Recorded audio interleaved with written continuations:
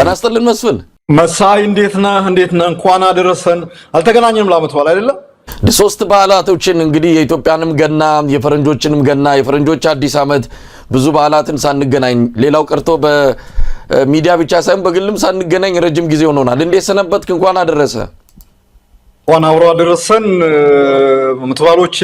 አመት በዓሎች በተርታው አንድ ይቀራል አሁን ጥምቀት ይቀራል በተርታኔ ያለፉት በጣም ጥሩ ነው በጥሩ ሁኔታ ነው ያለፉት አሁን አውሮፓ ከብርዱ ጋር እየተጋፈጠን ነው እና ባሉ በጣም ፋይን ነው በጣም ደስ የሚል ነገር ነበር እንግዲህ በዚህ ወቅት ላይ የሆኑ በርካታ ጉዳዮች አሉ ዛሬ በትልቁ እየተነሳ ያለው የኮሎኔል ፋንታው ሙአባ ወደ ብልጽግና መንደር መግባት ነው ዜናውን በተመለከተ የአፋድ ዋና ኃላፊ ወይም ደግሞ የአፋድ ሊቀመንበር እስክንድር ነጋ መግለጫ ሰጥቷል እሱንም መግለጫ ባጭሩ እንሰማለን ጉዳዩን በተመለከተ ከጧት ጀምሮ ነገሩን ለማጣራት የተለያዩ የአፋድ አመራሮች ጋር ስልክ ደውለናል መግለጫ እንደሚሰጡ ጉዳዩን በተመለከተ እንደዚሁ ክትትል ሲያደርጉ እንደነበረ ነው የገለጹልን ላለፉት 5 ቀናት እንደተሰወረባቸውና የታካቢ እንዳለ እንዳላወቁት ኮሎኔሉን ማለት ነው ከገለጹ በኋላ ዛሬ በአውሮፕላን ወይም በሄሊኮፕተርም ተብሎ ነበር እንግዲህ ያው መጨረሻ ላይ ያየነው በፎቶግራፍ አውሮፕላን ላይ ሲወርድ እንደሆነ የተመለከተው ቀደም ሲል አብሮት የነበረውና በጉዳዩን ሲያመቻች እንደነበረ የሚጠረጠረው ማስረሻ ሰጤም አቀባበል እንዳደረገለት ነው የሰማነው መስፍን ጠብቃል ጠርጥራል እንዲህ አይነት ነገር ይከሰታል ብለ እኔ በእውነት ኮሎኔሉን አንደኛ አሁን እንዲህ አይነት ነገር ሲከሰት የኮሎኔሉን ከዚህ ቀደም ትራክ ወይም ደግሞ ግለ ታሪክ የሰራቸውን ብዙ ነገሮች መደምሰስ እና እነዛም ማጥፋት ምናምን ተገቢ አይደለም ብያምናለሁ እና እንደው ኮሎኔሉ ጽኑ ከሚባሉ የአማራ ህዝብ ታጋዮች መካከል አንዱ ነው ብዬ ነው ፋንታው ሙአቤ ማለት አይ ቲንክ ደቡብ ወሎ አካባቢ የዛካይ ተወላጅ ነው በነገራችን ላይ የእንትና ያክስት ልጅ ነው ያጎት ልጅ ነው ዘመድ ነው የአደም መሐመድ ጀነራል አደም መሐመድ አሁን ቱርክ አምባሳደር የሆነ እሱ ዘመድ ነው አብረው ናቸው ወያኔ ያኔ በደርግን ሲታገል ቢዋጋ በነበረ ጊዜ ያኔ አብረው ነው የትጥቅ ትግልን የተቀላቀሉትና ከዛን ጊዜ ጀምሮ ነው በወያኔ በባዴን ምናምን እንትን ውስጥ አልፈው ያኛው አየር ኃይል ገባ ይሄኛው ጦር ሰራዊት ውስጥ ሆኖ እስከ ኮሎኔልነት ማዕረግ ደረጃ የደረሰ እንትን ውስጥና ይሄ ሰውዬ በ2012 11 አካባቢ ታስታውሳለህ እነ አሳምነው ጽጌ እነ ጀነራል ተፈራ ማሞ ሌሎች እኛም ጭምር የተከሰስንበት ከዚህ ከውጪ አብረው አግዘዋል ተብለን የመፈንቅለ መንግስት ሙከራ አድርጎ 9 ዓመት አካባቢ የታሰረ ሰው ነው እስር ቤት በጣም መከራ ያየ ሰው ነው ከእስር ቤት በኋላ ይሄ ለውጥ የሚባል ነገር ከመጣ በኋላ በምህረት ከተፈታ በኋላ አማራ ክልል ውስጥ በተለይ ልዩ ኃይሉን በማደራጀት በኩል ስራዎችን በመስራት በኩል ትልቅ ስም የነበረው ሰው ነው በጣም እንትን ያለ ነው የዚህ የትግራይ ጦርነት ላይም በራሱ መንገድ የራሱን ኃይል አደራጅቶ የነበረውን የወያኔን ወራሪ ኃይል በተለይ አማራ ክልል ውስጥ ገብቶ የነበረው ሲፋለም የነበረ ሰው ነው ይሄም የፋኖ እንቅስቃሴ ሲጀመር እንግዲህ መጀመሪያ በዚህ የነበረውን ፖዚሽን ትቶ የነበረውን እንትን ብዙ ነገር የጤናም ችግር አለበት ይባላል ብዙ ነገሮች ትቶ ያኑላ እድሜውንም አስቦ በጣም ትልቅ ሰው ነው ያኑላ ነገር ትቶ ወደ ትግል የገባ ሰው ነው እና ይሄ ፋክት ይሄ እውነት እንዳለ ነው ምንም እንትን የምትለው ነገር አይደለም ለዚህ ዋጋ እንትን እናደርጋለን አንድ ሰው አንድ ወቅት ላይ ጥሩ አርበኛ ጥሩ ታጋይ ነበረ ማለት ሌላ ጊዜ ስህተት አይሰራም ማለት አይደለም በዚህ በፋኖ እንቅስቃሴ ውስጥ ብዙ ነገሮች አድርጓል ብዙ ጀብዶች ሰርቷል ፋንታው ሙአቤ በተለይ ወሎ አካባቢ የሚደረገው እንቅስቃሴ ላይ በጣም የሚያስገርሙ አይነት ስራዎችን የሰራ ሰው ነው አንፎርቹኔትሊ እንግዲህ ምንድነው መሰለ ይሄ ነገሮች ዝም ብሎ ምናልባት ገንዘብ ተሰጥቶት ነው በገንዘብ ተደልሎ ነው በማንኖ ማስረሻ ሰጤ አባ ምናምን የሚለውን ብቻ ምክንያት እንትን ለማድረግ ይከብዳል አሁን እኛ ዝም ብለን ራሽናል ለሆነ ሰዎች ብዙ ምክንያቶችን እንትን ማድረግ አለብን አሰስ ማድረግ አለብን የውስጥ ያለው የውስጥ ሽኩቻ በቀላሉ የምናየው ነገር አይደለም ሰውየው የመገፋት ስሜት ደርሶበት ሊሆን ይችላል በግል ከአንዳንድ አመራሮች ጋር ቂምም እና ደግሞ ከነዚህ ሰዎች ጋር መቀጠል አልችልም የሚለው ነገር ሊሆን ይችላል አሁን እየተፈጠረ ያለው አሁን ኦልሞስት አንተ ላይም ሌላም ቦታ ላይም ሰምቻለሁ የፋኖ አንድነት እዚህ ውስጥ ምንም ቦታ አይኖርኝም ምንም እንትን አይኖርኝም የሚል ስሜት ሊኖር ይችላል በአጠቃላይ ድካምም ሊሆን ይችላል። ቅድም ያልኩ ነገር ነው። የእድሜም ጉዳይ አለ፣ የጤናም ጉዳይ አለ፣ ምንም ጉዳይ አለ። ድካም ሊሆን ይችላል። በእነዚህ ብዙ ፋክተሮች ምክንያት ይሄ ሰውዬ ዛሬ እንትን ብሏል። ለመንግስት እጅ ሰጥቷል። ሰላምን ተቀበለ ነው ያሉት እነሱ። የትኛውን ሰላም እንደተቀበለ የምናየው ነው። እውነት ለመናገር ብልጽግና ሰላምን ተቀበለ ሲል ያው አብይ አህመድን የበላይነት አሽከርነትን ተቀበለ ማለት ነው። ሌላ የሚቀበለው ሰላም የለም። ክህደት ነው የፈጸመው ማለት ነው። ይሄ ምንም ቅድም እንዳልኩ ጥሩ ጎኑ የነበረ የፋንታው ሟቤ የነበረ ታሪኩ እንዳለ ሆኖ አሁን የፈጸመው ደግሞ በራሱ በታሪኩ ላይ በአማራ ሕዝብ ትግል ላይ ጥቁር ታሪክ እንትን ያለው እና እኔ ምንም አልገረመኝም። ግን እኔ አሁን እያየሁት ያለሁት ነገር ምንድነው? አይ ቲንክ አንድ ትግል እንደ ፋኖ አሁን 2 ዓመት ከምናምን ሆኖ አለ ከተጀመረ እንትን ወንፊቱ እየሰራ ያለ ይመስለኛል። እያጣራ እያንጠባጠበ ይመስለኛል። ይሄ ትግል ረጅም ጊዜ የሚሄድ ትግል ነው። ረጅም ዓላማ ያለው ሩቅ ዓላማ ያለው ትግል ነው። በዚህ ዓላማ ውስጥ በዚህ ሂደት ውስጥ የሚንጠባጠቡ እንትኖች አሉ። መጀመሪያ ላይ ሞቅ ብሎት በአጭር ጊዜ ቤተ መንግስት የሚገባ መስሎት ወይም ደግሞ ያጣውን ስልጣን መልሼ አገኛለሁ ብሎ ወይም ደግሞ አየር ኃይል ውስጥ የሆነ ነገር ጀነራል ሆናለሁ ብሎ አስቦ የገባው ሮጦ የገባው ካድሬው ምናምኑ እየቆየ ሲመጣ እዛ በረሃ ውስጥ ምግቡም ኮሸሮም መከራውም ተኩሱም ምኑም ሌላውም ድሎቱም ሲቀርበት ምንተም ማድረጉ አይቀርም እና ይሄ ኃይል አሁንም በነገራችን ላይ በእርግጠኝነት የሚቀረው አሉና ተንጠባጥቦ ተመገባሉ እየተንሳፈፈ ወንፊቱ እያራገፈው መውጣቱ የማይቀር ነው። ሁሌ ከዚህ ቀደም ብለናል። የአማራ ትግል ብቻ አይደለም። ደርግ መጨረሻ ላይ ላይክ ሊወድቅ አካባቢ 1 ዓመት ሲቀረው ነው አይደል? አብርሃም ያየና ጋሽ ገብረመድህን አራያ ለደርግ እጅ ሰጡ ተባለ። ምንም የተቀየረ ነገር የለም። በሻዕቢያ ትግልም ውስጥ አንድ ተስፋ ሚካኤል ጆርጂዮ የሚባል ሰው እንደዚሁ ለደርግ እጅ ሰጥቶ አንድ ሰው በጣም እንትን ያደርግ ነበርና እኔ አሁን የብልጽግና ሶሻል ሚዲያ እንትኖች በጣም ሞቅ ጭፈራ ፋንፌር ሲያውዙ እያየው ነው። እኔ የምለው የማስረሻን ተመልከቶ የማስረሻ 1 ወር ከምናምን ሆኖ በዚህ ጊዜ ውስጥ እንኳን አማራ ክልል ውስጥ ምን ያህል የመንግስት ወታደር ሰራዊት ተማረከ፣ ምን ያህል ውጊያዎች ተካሄዱ የሚለው ነገር ተመልከቱ። ምንም የሚቀይረው ነገር የለም። ምንም ፋይዳ የለውም። የነዚህ ግለሰቦች ለመንግስት ለሰላም እጃቸውን ሰጡ ምናምን ነገር የሚባለው ነገር በአማራ ህዝብ ህልውና ትግል ላይ ምንም የሚቀይረው ነገር እንዲያውም ትግሉ የበለጠ እንዲጠራ ያደርገዋል።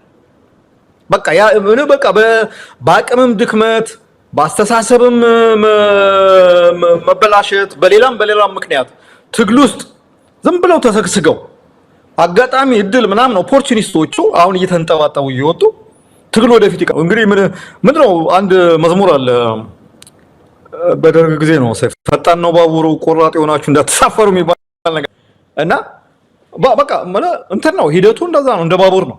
የሚወድቅ ይወድቃል።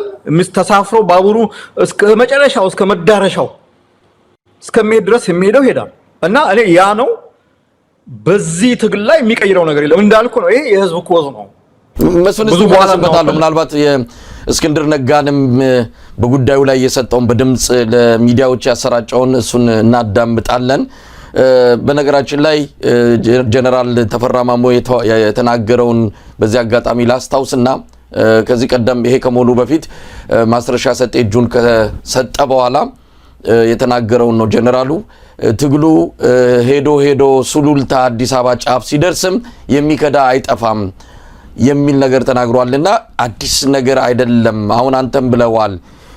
ካንተ ትንሽ የተወሰነ የማልስማማው የትኛው በደል የትኛውም የሐሳብ ልዩነት የትኛውም ቢሆን ሊፈጠር ይችላል አይፈጠርም አይደለም ፋኖ ውስጥ ያ ቢሆን እንደው ከትግሉ ራስን ገለል አድርገም ወደ ሌላ የሆነ ቦታ ትሄዳለህ እንጂ ብልጽግና መንደር ሄዶ እጅ መስጠት ተገቢ ነው ወይ? ከዚህ አንፃር ምን ማለት ነው? ብልጽግና ማለት ከህወሓት የበለጠ የአማራ አራጅ አማራን መቆሚያ መቀመጫ ያሳጣ በግልጽም አማራን አጠፋለሁ የሚል መሪ 4 ኪሎ የተቀመጠበትና ይህንን አገዛዝ በቁንጮነት የሚመራ ሰው እጅ መስጠት እውነት ለመናገር የትኛው ምክንያት ሊያሳምንና የዚህ ሰው የእርምጃ ተገቢ ነው ብሎ ለመደገፍም የሚያስችል አይደለም። በዛ አንፃር ላይ ያለ የሐሳብ ልዩነት ካለ ልትነግረን ትችላለህ። እስቲ እስክንድር ምንድን ያለው በጉዳዩ ላይ የሰጠው መግለጫ በስልክ ነው የደረሰን። እሱን ለተመልካቾች እናሰማና ወደ አንተ መጣለሁ። የአማራ ፋኖ አንድነት የተጠናቀቀ በሚገኝበት በዚህ ወቅት የአፋሃድ ማዕከል በስሩ የሚገኙ ሁሉም የጠቅላይ ግዛት እዞች ራሳቸውን ከሰርጎ ገቦችና ከጸረ ፋኖ አንድነቶች እንዲያጸዱ ባስተላለፉ መመሪያ መሰረት እዙ በጎንዮሽ ጥልቅ ግምገማ ሲያደርግ እንደነበር አትቷል። ከግምገማው በኋላም ውሳኔ ማስተላለፉ ይህም ውሳኔ ኮሎኔል ፋንታሁን ሞሃባና ሌሎች ካላቸው የኃላፊነት ቦታ እንዲነሱና እንዲታገዱ መወሰኑንም ገልጸዋል። ከዛም ማስታኮ ኮሎኔል ፋንታሁን በየትኛውም እንቅስቃሴ ላይ እዛችንንም ሆነ ድርጅታችን የማያወክሉ መሆኑን አሳውቃለን ብሎ ደምድሟል ማለት ነው። አሁን ዛሬ እንደምንሰማው ኮሎኔል ፋንታሁን ትላንት ሌሊት ተሰውረው ወደ ዳውንት ከተማ ገብተው የአገዛዙ ሄሊኮፕተር መጥቶ ይዟቸው ወደ አዲስ አበባ እንደሄደ ሰምተናል። ያሉበትን የተለየ ሁኔታ ደግሞ መረዳት ይጠበቅብናል። በዚህ ቁም ነገሩ ምንድነው? ቁም ነገሩ ወደ አገዛዙ የወሰዳቸው ነገ ተነገ ወዲያ መድረክ ላይ ይወጣሉ። ፖለቲካዊ ምክንያት ነው ብለው መናገራቸው አይቀርም። መናገራቸው ግዴታ ነው። የወሰዳቸው ግን ፖለቲካዊ ምክንያት የለም። የገፋቸው ፖለቲካ የለም። በትግሉ አለማመን አይደለም። ወይም ወደ መድረክ ወጥተው ከዚህ በፊት ትግሉን ከርተው የሄዱት እንደሚሉት ትግሉ ለሌሎች ለሶስተኛ ወገን ተላልፎ ስለተሸጠ አይደለም። ኮሎኔልን ወደ አገዛዙ የወሰዳቸው የጤና ጉዳይ ነው። ህመማቸው ነው። ወደ አገዛዙ ሲገቡ አይ ህመሜ ይህንን ትግል መቋቋም እንዳልችል አድርጎኛል ሊሉ የሚችሉበት ሁኔታ የለም። አገዛዙ ከሳቸው የሚፈልገው ነገር አለ። ያንን ማሟላት ግዴታቸው ነው። ለ2 ዓመት ተኩል ታግለውታል፣ ተናንቀውታል፣ ደም ተቃብተዋል። መስፍን እንግዲህ ሰፋ ያለ ነው የእስክንድር መግለጫ። በዋናነት ምክንያታቸው የኮሎኔሉ ህመም የጤና ችግር እንደሆነ እስክንድር ጠቅሷል። እንደው መስፍን ወደ ኋላ እንመለስና አፋሕድ አካባቢ አንዳንድ ግንኙነቶች ነበሩ። የዛ ግንኙነቶች ውጤትን እያየን ነው። በተለይም ከአፍሪካ ህብረት ከተለያዩ ተቋማት ጋር የተገናኙበት ሁኔታ መስመሩን ክፍት አድርጓል። ያንን እየጠቀሱ ምክንያት አድርጎም የሚወጡ አሉ። በመጨረሻ ሰዓትም ደግሞ ከአማራ ጠላቶች ከሆኑት ጋር ትግሉን አሳልፎ ሰጥተዋል። ከነሱ ጋር አብረው እየሰራ ያለ ትግል ውስጥ አንቀጥልም ብለው እየወጡ ነው የሚል ምክንያት እየተሰጠ ነው። ምናልባት ኮሎኔል ፋንታሁንም ይህንን ምክንያት አድርጎ ሊቀርቡ እንደሚችሉ እስክንድርም ጠቅሷል። ዋናው ምክንያታቸው ግን የጤና ነው የሚል ነገር ነው ያነሳው። እስቲ ነገሮችን እናንሳ። አሁንም አልጠራም። ብዙ ከዚህ በኋላም ምንድነው መንገድ ላይ ሊንጠባጠብ የሚችል ቅርብ ወራጅ የሚጠበቅ እንደሆነ እንሰማለን። በነገራችን ላይ ኮሎኔል ፋንታሁን ሞሃባንም ከዚህ ቀደም ምናልባትም ማስረሻ ሰጤ ይህን ውሳኔ የወሰነ ጊዜም ተከታዩ እሳቸው ሊሆኑ እንደሚችሉ ውስጥ ያሉ ሰዎች ሁሉ ነግረውናል። ለምን እርምጃ አልወሰዱም? ለምን እንዲህ አይነት ነገር እስኪመጣ እንዲህ አይነት በእርግጥ ስብራት ነው ልንለው አንችልም። ለብልጽግናው መንደር ሰርግና ምላሽ በሚመስል መልኩ የሚቀርብን ዜና እንዴት እድሉን ፈቀዱ የሚለው ነገር መነሳቱ አይቀርም። አሁንም ሌሎች ሰዎች ካሉ፣ ሌሎች ቅርብ ወራጆች ካሉ ከወዲሁ መስመር ማስያዝ ይገባል የሚል ሐሳብ በብዙዎች ዘንድ እየመጣ ነው ያለውና እስቲ መስፍን ሐሳብን ቀጥል። እስክንድር ያለውን እንዴት ታየዋለህ? ምን ዲቴል ውስጥ ሳንገባ እንዳለው ነው። እኔም ይሄ እንዲያውም በፊት ነው የሰማሁት የጤና ችግሩ ጋር የተያዘ ሌላውም ነገር ጋር እንዲያውም በጣም ያሳዝነኝ ነበር።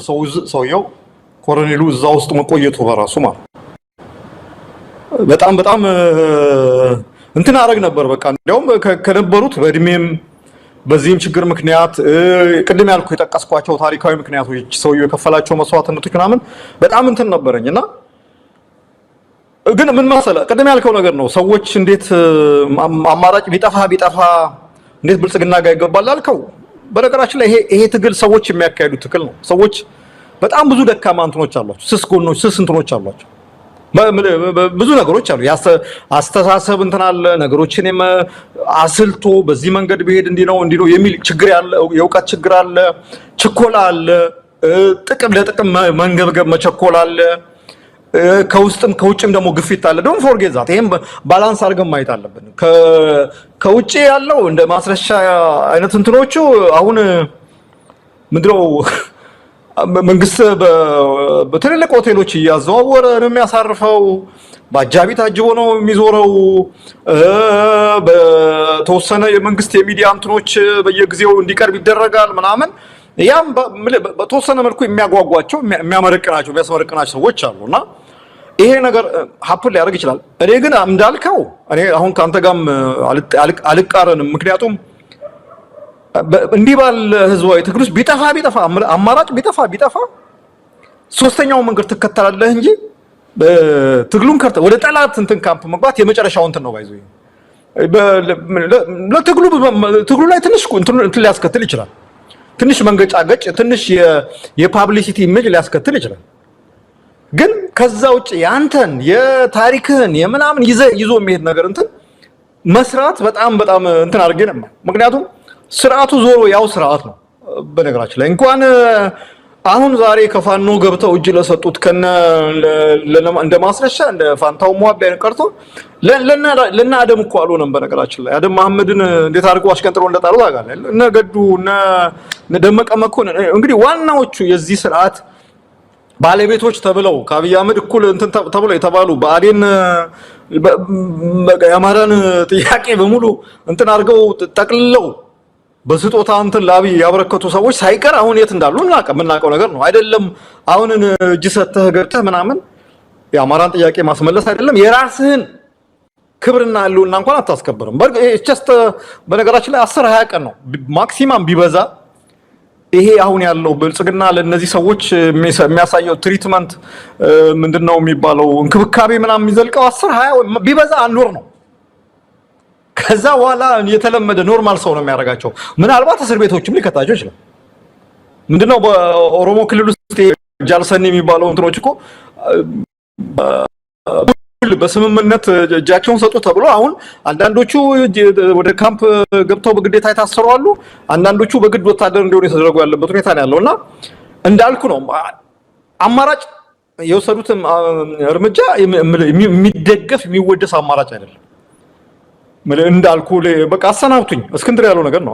በቃ ሲምፕል አሰናብቱኝ፣ እኔ በአቅምም በችግርም በምንም አልተስማማውም፣ አሰናብቱኝ ብሎ የማሰናበት ነገር ነው። ሚስጥር ምናምን ከሆነ መንግስት እንዲያሳክማቸው ፈልገው ይሆን? ምክንያቱም የጤናው ችግር በጣም ከበድ ያለ እንደሆነ ነው የሚነገረውና ሕክምና እንዲያሳክማቸው ብለው ይሄ መጨረሻ የመራር የሆነውን ይህን ስርዓት በእርግጥ እንዴት እንደሚጠየፉት እናውቃለን። ወደዚህ ውሳኔ የገቡት ሕክምና ለማግኘት ይሆን? I have no idea። እኔ የምልህ እዛ ውስጥ ባንገባ ፐርሰናል ነገር ነው። ግን ይሄ ሰውዬ 9 ዓመት እስር ቤት ማቆ ነው የወጣው። እኔ በደምብ ነው የማውቀው እንትን የምለው በጣም አብሮ የነበሩ ሰዎች በጣም እንትን ብሎኛል። ማቆ ነው የወጣው፣ በጣም ሰፈር አድርጎ ነው የወጣው። እኔ አሁን ማስረሻ ላይ ያለኝን አይነት ቢተርነስ እዚህኛው ላይ የለኝም። በነገራችን ላይ በጣም ማቆ ነው የወጣው። እድሜውም አለ ብዙ ነገሩም አለና for whatever reason እኔ ትክክል አይደለም። ሌሎች አማራጮች ይሄ አንዳንዴ እሱንም ብቻ መውቀስ እንትን አይደለም። ፋኖ ውስጥ ያለውን አመራር እንዲህ አይነት ነገሮች ምልክቶች ካሉ ይሄን ሰውዬ እውነቴን ነው የምልህ ገና ነገሮች ሳይበላሹ በእንጭጩ ነገሮችን አስተካክሎ ጋሼ አሁን አንተ ብዙ ነገር አድርገሃል፣ በዚህ በኩል እንትን አለ ወይ በሱዳን ወይ በኤርትራ ወይ በሌላ በኩል እንትን ብለህ አንድ ቦታ ማረፍ አለብህ የሚል አማራጭ የመስጠት ነገር ቢለመድ ጥሩ ነው። በቃ እንደዚህ አይነት ነገር ውስጥ እንትን ይሄ እንዲህ አይነት ነገር ውስጥ ከመግባት ቢለመድ ጥሩ ነው። የኔ ምክር እሱ ነው። እኔ አሁን ደግሞ ሌሎች አሉ በነገራችን ላይ አሁን ስታወራ ነው ያስታወስከኝ። ይሄንን አጋጣሚ ተጠቅመው ሌላ የፖለቲካ ስኮር ነጥብ ማስቆጠር የሚሞክሩ ሰዎች አሉ። የነገሌ ጥፋት ነው፣ የዚህኛው ድርጅት እንትን ነው፣ የዚህኛው ድርጅት ውስጥ የነበረ እንትን ነው የሚል አሁን ይሄው እያየነው ነው። ለአጠቃላይ ለትግሉ ለፋኖ ለኢሜጁ እንዲህ አይነት ነገር እርስ በርስ መራኮቱ እያስከፈለን ያለውን ዋጋ እያየነው። በዚህ ላይ እንደ እስክንድር የእስክንድር እንትን ነው ምናምን የሚለው ነገር እኔ አሁን እሱን ነገር ብናቆሙ ጥሩ ነው። ፋኖ ራሱን ያጥራ፣ በትክክል ያጥራ።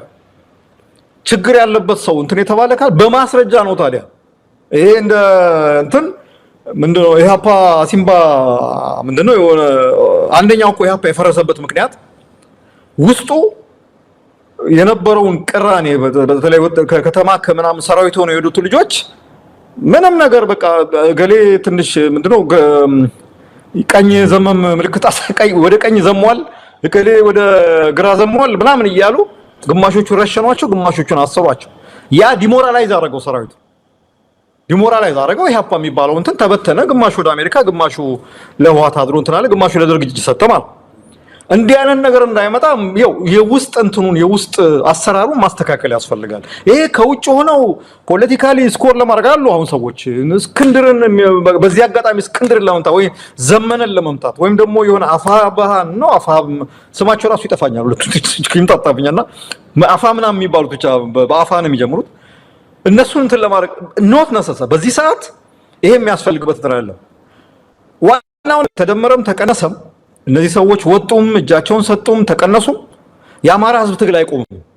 ወደዛ ለምን ነበር መስፍን ወደዛ እንሂድ። እንግዲህ ብልጽግና መንደር አሁን ሰርግና ምላሽ ሆኗል። የፋኖ ትግል በቃ ይሄው ማስረሻ ሰጤ መጣ፣ ኮሎኔል ፋንታውንም ተከተለ። ገና ብዙዎች ይመጣሉ በሚል በራቸውን ከፍተው እየጠበቁ ነው። ቸበርቻቻው ጭፈራው ለጉድ ነው። በእርግጥ ቀደም ሲል አንተ ያልከውንም እስማማለሁ። ኮሎኔል ፋንታው ሙአባንና ማስረሻ ሰጤን ማወዳደር በጣም ከባድ ነው። ኮሎኔል ፋንታው ሙአባ በጣም ብዙ ዋጋ የከፈሉ ናቸው። ብዙ ታሪክም ገድልም ጦርነትም አዋግተው አሰልጥነው አሁን በሳቸው የሰለጠኑ ብዙ ጠንካራ ተዋጊዎች አሉ። ይህንን ትግል ማስቀጠል የሚችሉ ትልቅ ዋጋ የከፈሉ ናቸው። እንደ ማስረሻ ሰጤ እዚህም እዛም ሲርመጠመጡ የከረሙ አይደሉም። በመጨረሻው ሰዓትም ይህንን ውሳኔ የወሰኑበት የራሳቸው ምክንያት ቢሆንም ያው ልዩነቱ እንዴት ወደ ብልጽግና ይኬዳል፣ እንዴት በሬ ወደ ምንድነው ወደ አራጁ ይሄዳል የሚል ጥያቄ ለማንሳት ብለን እንጂ በፍጹም ሁለቱ ሊወዳደሩ የሚችሉ አይደሉም። ግን ምን ሊመጣ ይችላል? ጀነራል ተፈራ ማሞ እንዳለው ከሆነ ትግሉ ገና ሱሉልታ ሲደርስም የሚንጠባጠብና ወራጅ የሚሆን አይጠፋም። ስለዚህ ምንም ከትግሉን ወደ ኋላ የሚቀለብሰው ምንም ነገር የለም። ግለሰቦች ይወጣሉ፣ ግለሰቦች ይመጣሉ። የአማራ ህዝብ ትግል እስከ መጨረሻው መሄዱ ግን የማይቀር ተፈጥሯዊ እውነት ነው ብለው የገለጹትን እዚህ ላይ ምናልባት መጠቀም ከተቻለ ብዬ ነው ያነሳሁት። ምን ሊመጣ ይችላል መስሉ? ምን ይመጣል? ምንም እስካሁን ምን ማስረሻ እጅ ሰጥቶ ምን መጣ መሳይ? ምንም ማስረሻ እጅ ስለሰጠ ነገር ያለፈው ጊዜ ማስረሻ ከተፈራረመ በኋላ ብልጽግና እንትን እያየው ነበር። በቃ በነጋታው አማራ ክልል ጥይት ምናምን የጥይት ተኩስ የሚቆም ምናምን ነገር አስመስለው ነበር ሲያወሩ የነበረው። ኒክስ ምንም ነገር የተቀየረ ነገር የለም። እሳቸውም አሁን በብሔራቸው ምንም ነገር የሚቀየር ነገር ኮሎኔሉ እኔ እንደውም እኔ አንዳንዴ ይገርመኛል። ያው የብልጽግና እንትኖች እስቲ ገልብጣችሁት እኮ ምን ያህል የብልጽግና ሰራዊት ነው ለፋኖ እጅ የሰጠው ባለፈው ወር ብቻ። ምንድነው በምን ቤት አንድ ጣት ብርቅ ነች ይባላል። እና አሁን እንደዚህ ጥቂት ሰዎች ምናምን ነገር መጡ ተብሎ ምናምን የምትሉት እስቲ ተመልከቱ። ምን ያህል አዛዦች ናቸው ለፋኖ እጃቸውን የሰጡት? ምን ያህል እኔ እኮ በጣም እኮ እኔ በየቀኑ ምን ማለት ስራዬም ስለሆነ እንትኔም ስለሆነ ፍላጎቱም ስላለኝ በየቀኑ ከታተላሉ ዜናዎች። የሚሊሻ አዛዦች፣ የኮሎኔሎች፣ ሻለቃዎች፣ የብዙ ነገሮች ተራ ወታደሩን ተው፣ ይሄ መደበኛ እንትኑን ተው። ምን ያህል ሰው ነው? ምን ያህል ነው የብልጽግና ሰራዊት አባል ለፋኖ ባለፈው ወር ነው? በነገራችን ላይ እንትኑን አናበዛውም ወይ የሚቀጥለው ዓመት የዛሬ ዓመት ምናምን አይደለም። ባለፈው ወር ባሳለፍነው ወር ብቻ ትላንትና የዛሬ ሳምንት ጎጃም የተካሄደው ውጊያ ላይ ምን ያህል ሰራዊት ነው የተማረከው? የወሎ የዙ 23 ምናምን ነገር ሲደመስሱ የነበረው እሱን ነው። ለምንድን ነው የማያዩት የብልጽግና ሰዎች? እንዳልኩ ምንም ነገር የሚመጣ ነገር የለም። ምንም ልንገርህ እኮ እንኳን አይደለም ኮሎኔል ፋንታውን ማስረሻ ምናምን ሌሎቹም አሁን አሉ የተባሉ ገና ስም ያላቸው ሄደው ለብልጽግና እጃቸውን ቢሰጡ ይሄ ትግል ይቀጥላል። የሚቀጥልበት አንድና አንድ ምክንያት ብቻ ስላለው ነው። በነገራችን ፍትሃዊ የሆነ ኮዝ አለው።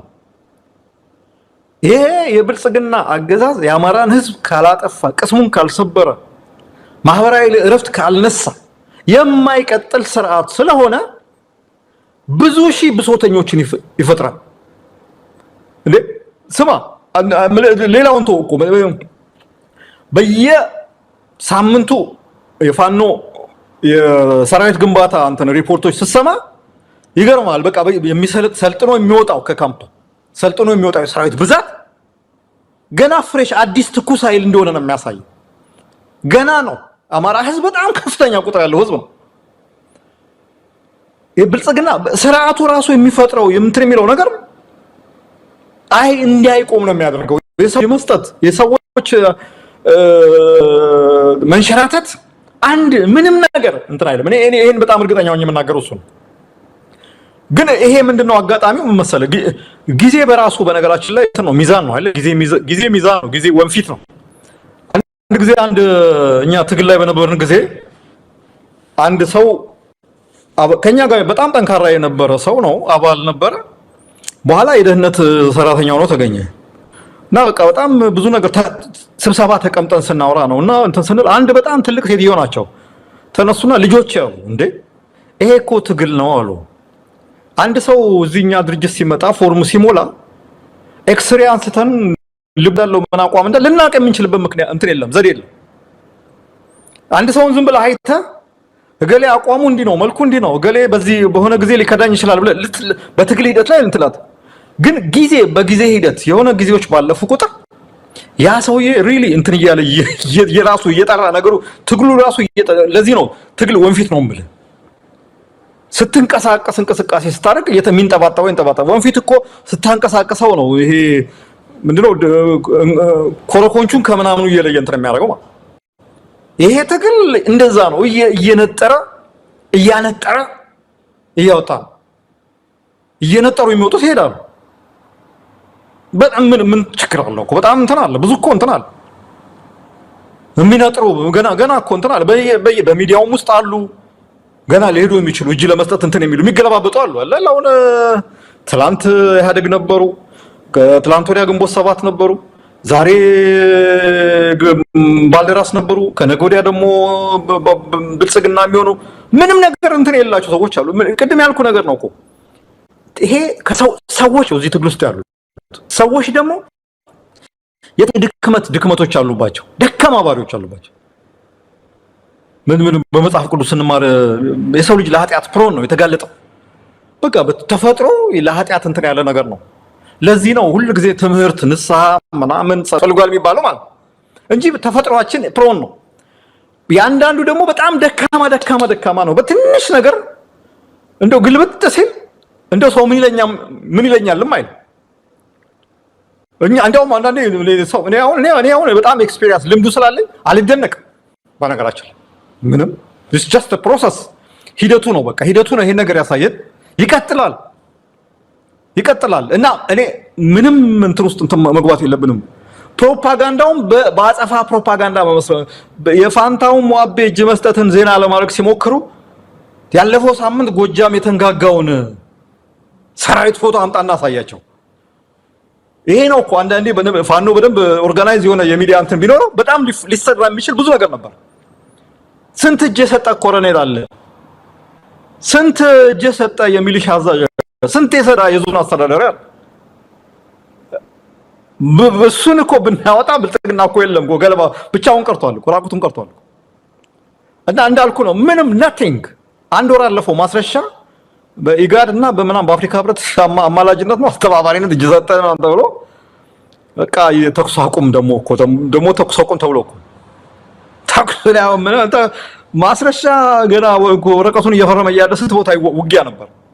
ማስረሻን ስታነሳ አሁን ጊዮን ሆቴል ጠባቂ ተመድቦለት ጺሙን እየተላጨ ጸጉሩን እየተላጨ ወጥቶ ይገባል። ከዛ አለፈ ምንም ነገር ሊያደርግ አልቻለም። ምናልባት ኮሎኔል ፋንታው ሙአባ ወደ ብልጽግና ሜዳቸው ዳግም እንዲታይና ዳግም ሚዲያ ላይ ምንድነው ለመቅረብ የሚያስችል አጋጣሚ ፈጥሮለት ይሆናል እንጂ ከዚህ በኋላ ምንም ነገር ሊመጣ እንደማይችል ያውቋል። በጣም ትልቅ ችግር ውስጥም እንዳለ ነው የምንሰማው። ምክንያቱም እንዳልከው ጦርነቱ እንደም ተቀጣጥሏል። መስፍን አንድ ነገር መዘንጋት የለበትም። የፋኖ አንድነት የመጨረሻው ምዕራፍ ላይ ነው። ይሄን ሁሉ ጊዜ የምንለው ነው። አሁን ቀደም ሲል አንተም እንዳልከው እስክንድርም እንደገለጸው ይሄ ወንፊቱ በደንብ ጠቅጠቅ ያለ ነው። ምንም የሚያሳልፈው ነገር የለም።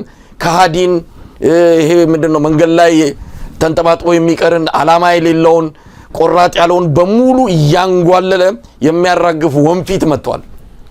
በዛ ወንፊት ማለፍ በጣም ከባድ ነው። የአማራን ሕዝብ የመጨረሻውን የድል ጽዋ የሚጠጣ ብቻ ነው የሚያልፈው። የአንድነት እየመጣ ነው። እስክንድርም እንደገለጸው ሌሎችም እያሉት እንዳለው ያ ነገር ተጠናቋል። አሁን አገዛዙ ብርክ ይዞታል። በእንደነዚህ አይነት የክህደት ዜናዎች እየተጽናና መቀጠል ነው የፈለገው። ያንንም ዜና መዘንጋት የለብንም። በእርግጥ ፋኖች ዛሬ ነገ እያሉ ይህንን ነገር የማጓተት ነገር አለ። እሱን በቶሎ አጠናቀው የአማራን ሕዝብ አንድነት የፋኖን አንድነት በአጠቃላይ ለኢትዮጵያ ሕዝብ ሁነኛ ኃይል ሆነው የሚመጡበትን ትልቅ የድል ዜና ያሰማሉ ተብሎ ነው የሚጠበቀውና ይሄ እንዳይመጣ ነው ሁሉ መፈራገጥ። አንድነቱን በተመለከተ ያው ብዙ ጊዜ አንድነት ይመጣል ያቀፉ ተሳሳሙ ስለሚባል ብዙ እንትን የለኝምና እኔ ሆነስት እኔ በግልጽ ነው የምናገረው። በተጨባጭ መሬት ላይ ወርዶ እነዚህ የተባሉት እንትኖች ስብስቦች አንድ ላይ ቀልጠው አንድ የአማራ ፋኖ አደረጃጀት ተፈጥሮ ያ ደግሞ በተግባር እንቅስቃሴ አድርጎ የተዋሃደ ሰራዊት እንትን ብሎ ይሄ በየመንደሩ ኬላ ገመድ እየዘረጉ የሚደረገው ነገር ቀርቶ በደንብ የተደራጀ የተቀናጀ እንቅስቃሴ አድርጎ እስካይ ድረስ አሁን እኔ ሰዎች ሊቀየሙ ይችላሉ። ሴሌብሬት አላደረግም ያሳዩ። በነገራችን ላይ በዚህ አንድነት ይሄ ውህደት እንዳይመጣ እንቅፋት መሆን በራሱ ከነ ፋንታው ሙሐቤ ምናምን ያላነሰ ክህደት ነው። በዚህ ትግል ላይ የሚፈጸው ደማው እንቅፋት የሚሆኑ ሰዎች ካሉ ማለት ነው። እኔ እኩል ነው ማስቀመጥ ያለብን። ይሄ ውጪ ለጠላት ሄርጆ እጅ የሰጠውን ብቻ ሳይሆን መውቀስ ያለብን ውስጥ ሆኖ አንድነት እንዳይመጣ ሳቦታጅ የሚያደርገው የተለያየ ምክንያት የሚደረድረው ነው እንትን ማድረግ ያለብን። እኩል ነው ማየት ያለብን። ምክንያቱም ይሄ ትግል በእንደነዚህ ያሉ ነገሮች እየተጎተተ በመቆየቱ የሚከፈለው መስዋዕትነት ይበዛል፣ የሚወስደው ጊዜ ይረዝማል። ያልተፈለገ የአማራ ህዝብ በተለይ የአማራ ህዝብ ያልተፈለገ መስዋዕትነት እንዲከፍል ይደረጋል። ሌላው ደግሞ ፋኖን ከልቡ የሚደግፈው ወይ ቀላቀለዋል ወይ ነፃ ያወጣኛል ብሎ የሚጠብቀው ደግሞ ህዝብ ሞራሉ ይጎዳል። በዚህ ላይ እንትን የሚደረግ ነገር ካለ እንዳልኩ ነው፣ ከዛ እኩል ነው ውስጥ ሆኖ ጸረ አንድነት ፋኖ አንድ እንዳይሆን የሚሰራ ኃይል ካለ እኩል ነው። ምንም እንትን የለው እዚህ ላይ እንትን የምለው እና እስቲ ነው ጊዜ እንስጠው። በቅርብ ይሄንን ፕሮሰስ ከሚያስተባብሩ ሰዎች ጋር አሁን ከ2-3 ቀን በፊት አውርቼ ነበር። ልክ እንዳንተ ነው ያልኩት። እኔ አላምንህም፣ እኔ በተግባር ካላየው እኔ አታውራኝ ምናምን አሉ። መስፍን እመነኛል፣ በቃ ይሄ ምንም እንትን አይደለም። አሁን የተወሰነ ነገሮች ናቸው የቀሩት፣ መግለጫ ማውጣት ነው የሚቀረውና እመነኛል። እስቲ እስካዩ ጠብቃለሁ ብያለሁ። መስፍን ባንተም አልፈርድም። እኔ እንዳንተ አይነት ስሜት ያላቸው ብዙ የትግሉ ደጋፊዎች አሉ። ዛሬ ይመጣል ነገ ይመጣል እየተባለ ብዙ ዋጋ የከፈልንበት ነው። ስለዚህ የመጨረሻውን ሳናይ አናምንም የሚሉ አሉ። አንፈርድም። እኔም እንዲህ አይነት አመለካከት ባላቸው ሰዎች ላይ ልክ አይደላችሁም ብዬ መከራከር አልፈልግም። ነገር ግን ያሁኑ እንደ በፊቱ ብለህ የምትገልጸው አይደለም። በትክክል መሬት ላይ ያለውን ነገር ስለምንከታተለው ስለምናየው በወረቀት የሰፈረውን በተግባር ተተረጎመ ያለውን ነገር ይሄው እኮ እያየን ነው። አንዱ መምጣቱን ትክክለኛ መሆኑን የምታውቀው ይሄው ያንጓለለ እኮ ነው። ቅርብ ወራጆችን እያየን ነው። ይሄ የአንድነቱ መምጣት አንዱ ምልክት ተደርጎ አንዱ ማሳያ ተደርጎ መወሰድም የሚገባው ጉዳይ ነው። እንድታምንም አይደለም። እኔም ማረጋገጫ የመጨረሻውን እስከማይ ድረስ ስለ ጉዳዩ ደስታም ሆነ ሌላ ነገር ስሜት ለመግለጽ ገና ነው ብዬ ነው ማምነው። ግን ደግሞ የሚመጣውን ተስፋ እየመጣ ያለውን ነገር ይሄ ምልክቱን ብልጽግና መንደር የሚታየውን ድንጋጤና ለዛ ድንጋጤ እንዲህ ትንሽ ነገር ሲያዩ ደመቅ አድርገው የሚያከብሩትና የሚጨፍሩት ምክንያት ምን እንደሆነ ከጀርባው ስለምንረዳ ውጤቱንም እያየን ነው ብለን እንወስደዋለንና ከዛ አንፃር ማየት ፈልጌ ነው መስፍን። እኔ እንደዛ ነው በደንብ ሆርስ ማውዝ ነበር ከፈረሱ አፍ ነው የሰማሁት። ፕሮሰሱም ምናምኑን የነበሩትን ውጣ ውረዶች የሚያሳዝኑ ነገሮች ነበሩ። ረጅም ጊዜ ወሰደ ነው። ሰዎቹ በጣም ባይዞ ወደፊት ታሪክ የሚያከብራቸው ሰዎች ናቸው። በጣም እዚህ አውሮፓም አሜሪካም ምናምን ያሉ ሰዎች ናቸው። በየቀኑ እየተነጋገሩ ይሄ ውጣ ይሄ ግባ ይሄ ነገር ይባል እየተባለ እያንዳንዱ ነገር ላይ ዲቴል ሰርተው ነው እንትን የተባሉትና ሰውየው በደንብ ማምነው ሰው ነው። በደንብ እንትን ብሏል። እንትን በል ሲለኝ አይ አምናለሁ ግን ሌው ምናምን ነገር ብየዋለሁ። እስቲ የምናየው ነው ወደሚቀጥለው እንትን ይል መሳይ። እንግዲህ መስፍን በኮሎኔል ፋንታው ሙሐባ ምናልባትም ከሰሞኑ በቴሌቪዥን መድረክ ቀርበው ስለ ወሰኑት ውሳኔ መግለጫ ይሰጣሉ ተብሎ ይጠበቃል። ብልጽግና መንደር ሚዲያዎች ከወዲሁ እያሟሟቁ ናቸው ያሉት። የድል ብስራት በተለይ የዲጂታል ሚዲያው ከወዲህ ወዲያ እየተለዋወጠ ነው የሚገኘው። ትንሽ ነገር ሲፈጠር የሚያደርጉት እንደው ጭፈራ በጣም አስገራሚ ነው። ሰሞኑንም በዚህ በአውሮፕላን ማረፊያ የመሰረት ድንጋይ ነው የተጣለው። ነገር ግን ለዛ ያደረጉት ጭፈራ እውነት ለመናገር ሲመረቅም ከዚህ በላይ ምን ሊያደርጉ ይችላሉ ብለን እንድንጠይቅ ነው ያደረገንና በጣም አስገራሚ ነው። ኮሎኔል ፋንታውን ምናልባት ሌላም ነገር ቀደም ሲል እስክንድር እንዳለውም ፖለቲካ ሊናገር ይችላል። ትክክለኛ ምክንያታቸው ግን ፖለቲካ እንዳልሆነ ለማረጋገጥ እንወዳለን ብለዋል። እስቲ ወደሚቀጥለው ርዕሰ ጉዳይ እንሂድ።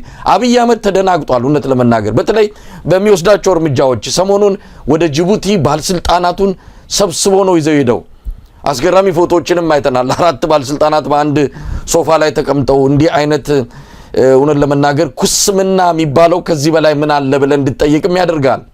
ጅቡቲን በዛ ደረጃ ሲያጣጥሉ የነበሩት ወደ ሌላ ቦታ ሲያማትሩ የነበሩት ከዛም ትልቅ ነገር የባህር በር የባህር ወደብ የራሳችን የባህር ኃይል የሚል ትልልቅ አጀንዳዎችን ይዘው ብልጽግና መንደር የሚታየው ፉከራ ትንሽ ኮስመን የማለት ነገር ነው ያየነው በጅቡቲው ጉዟቸው። እንዴት አየኸው? ጉዳዩ በጣም አደገኛ ሆኖ ለአብይ አህመድ አገዛዝ መጥቷል። ኢትዮጵያንም በመጨረሻ መጉዳቱ አይቀርም አብይ አህመድ እየወሰደ ባለው እርምጃ። አሁን ሄደን የጅቡቲንም ደጅ የጠናን ነው የምንገኘው። እንዴት አየኸው? መሳይ ምን መሰለ ዲፕሎማሲ ማለት ምንድነው? ወዳጆችን ማብዛትና ጠላቶችን መቀነስ ነው አይደለ? ምንም ሌላ እኮ የለውም። ዲፕሎማት አንድ ሀገር የዲፕሎማሲ የምትሰራው ወዳጆችን ለማብዛት ነው። ብዙ ወዳጆች ለማብዛትና ጠላቶችን ለመቀነስ ነው። ከጦርነት ባሉ አማራጮች ላይ በመነጋገር ጥቅሞችን ማስከበር ነው።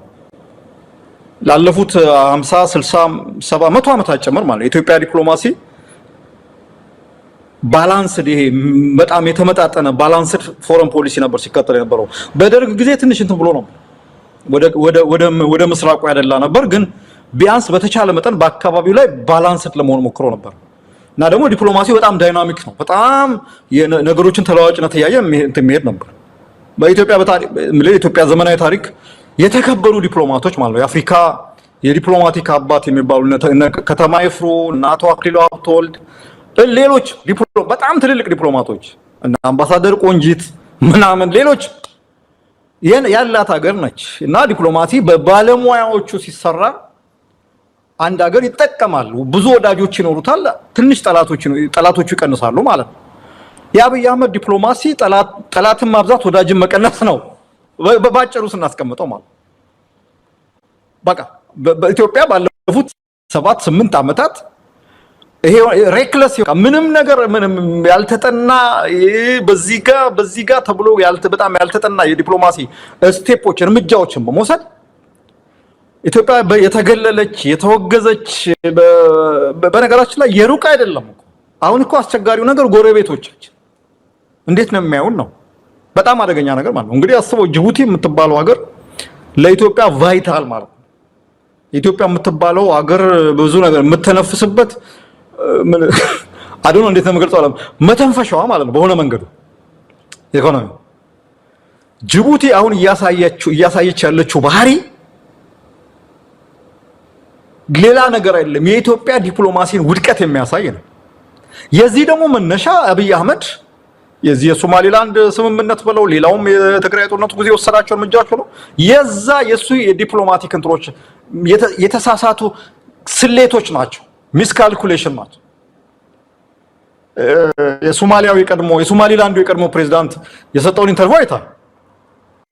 ስንፈራረም አላሰብንበትም ነበር፣ ምንም ያሰብነውበት ነገር አልነበረም። ተፈራረምን በኋላ ሶማሊያ በሚገርም ሁኔታ የተቀነባበረ ዘመቻ አድርጋ አብይ አህመድን እጅ እንዲሰጥ አደረገችው በቃ። እና በዚህ በሶማሊላንድ እና በኢትዮጵያ አመት ሞላው አይደል? የዚህ አመት ነው 2 አመት ሞላው የወደብ ሜሞራንደም ኦፍ አንደርስታንዲንግ ምክንያት ያው ሰው የፕሬዝዳንቱ የቀድሞ ፕሬዝዳንት እሱ ነው የተናገረው። በነገራችን ላይ ያለው ምንድነው እኛ ቢያንስ ባንጎዳም ጉዳያችን የኛ የአገርነት እውቅና ጉዳይ ትንሽ የሚዲያ ትኩረት እንዲያገኝ ጥቅም አገኘን።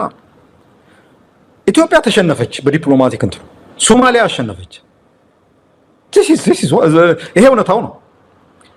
አሁንም የዛ እንትን የስሌት ስህተት እየተንከባለለ መጥቶ ግብፅን ሌላ ቦታ አይደለም ጅቡቲ ውስጥ ወታደር እንድታሰፍር አድርገ።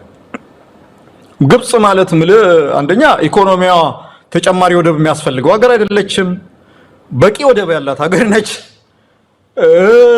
በቂ የሆነ የባህር ኃይል ቤዝ ያላት ሀገር ነች። ቀይ ባህርም ሜዲትራኒያን ባህርም ሁለት በኩል እንትን ያላት ሀገር ነች። ሌላ ምንም የምትፈልገው ነገር የለም። ጅቡቲ ላይ ሊያመጣት የሚችል ምንም አይነት ሰማያዊ ምክንያት የለም። ኢትዮጵያን ከመክበብ ኢትዮጵያን ኢንቲሚዴት ሳፎኬት ለማድረግ ተንኮል ከመስራት ውጭ ማለት የዚህ ደግሞ ነገር በሙሉ መነሻ አብይ አህመድ ነው። ከዚህ ቀደም ብያለሁ አይደለም? የኢትዮጵያ ውጭ ጉዳይ መስሪያ ቤት የሚባለው አሁን እንትን ነው፣ ዝም ብሎ ፊዚካሊ መስሪያ ቤቱ ነው እንጂ ያለው የውጭ ግንኙነት ስራው ምናምን በብዛት የሚከናወነው ከጠቅላይ ሚኒስትር ጽህፈት ቤት እንትና ይሄ በደንብ አውርተነዋል ከዚህ ቀደም ያኔ ሙሴ ቢሂል ወደ አዲስ አበባ ሲመጣ ሜሞራንደም ኦፍ አንደርስታንዲንግ ሲመጣ ውጭ ጉዳይ ሚኒስትር የነበረው ደመቀ መኮንን ሲቀበለው እኮ አያውቅም ነበር እስከዛ ሰዓት ድረስ ኢዳዝን ነው ምን እንደሚፈጠም የሶማሌላንድ ፕሬዝዳንት ይመጣልና ተቀበለው ተብሎ ቦሌ ሄዶ ተልኮ ሲነግረው ነው ያሰማው ከአብይ አህመድ ማለት ነው ገና ሌላ ነገር ምን እናያለን ያባ የአፍሪካ ቀንድ የጂኦፖለቲክ እንትን በጣም እየተወሳሰበ የመጣበት ሁኔታ ነው ያለው ምን እኔ እንጃ አሁን ከሚድል ኢስት የበለጠ ትኩረት እየሳበ ያለ አካባቢ ነው ባሁን በግልጽ ሳውዲዎቹና ኤሚሬቶቹ ጦርነት ውስጥ ገብተዋል እኛ ደግሞ በግልጽ ወገን ለይተን ከአንደኛው ጋር ቆመናል ወደድንም ጠላንም በዛኛው ላይ ለዛኛው ላይ የሚወረወረው እንትን እኛ ዳፋው እኛ ላይ መድረሱ አይቀር አና የጅቡቲውም ነገር ምንም እኮ ቀላል ነው እኮ ኢትዮጵያ በአመት 2 ቢሊዮን ዶላር ነው ለጅቡቲ መስጠት ሳውዲ ለጅቡቲ 2 ቢሊዮን ዶላር መስጠት አያቀታት ማይገ መስጠት ምን ችግር አለው ቴንክ ዩ ምናምን ነገር ሌላው ደፈልጉ ብትለምንት ነው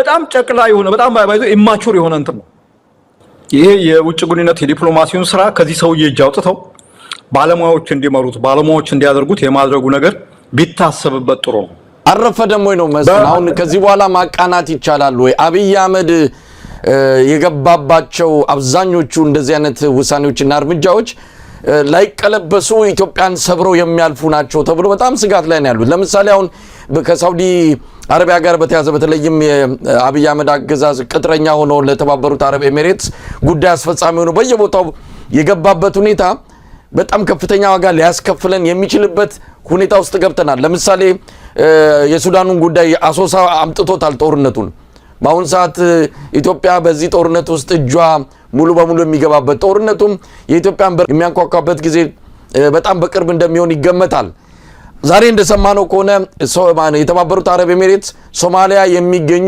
የደህንነትና ሌላ የራሷን አታሾች በሙሉ አስወጥታለች ባለፈው ከየመን እንድታስወጣ ተደርጋለች ስለዚህ እጇ እየተነቀለ ነው ከየቦታው እግሯ እየተሰበሰበ ነው የሚገኘው ለዚህ በኢትዮጵያ የምትከፍለው ዋጋ ደግሞ የቱን ያህል ከባድ እንደሚሆን መገመት ቀላል ነው ስለዚህ አረፈደም ወይ ከዚህ በኋላ ይሄንን ነገር ማስተካከል የሚቻለው ይሄ አገዛዝ ከስልጣን ሲወገድ ብቻ ነው ብለው የሚያምኑ ወገኖች አሉና ከዚህ አንፃር እንዴት ታየዋለ በጣም ፍጹም በጣም አደገኛ ኢትዮጵያ እንደዚህ አይነት ወቅት ላይ እንደዚህ አይነት አደገኛ ሁኔታ ውስጥ ገብታ የምታውቅ አይመስለኝም እንደ ሀገር ማለት ነው ምክንያቱም አንደኛ በሰው ተቀጸላ ይሄ ፕሮክሲ ዋር ውስጥ ገብታ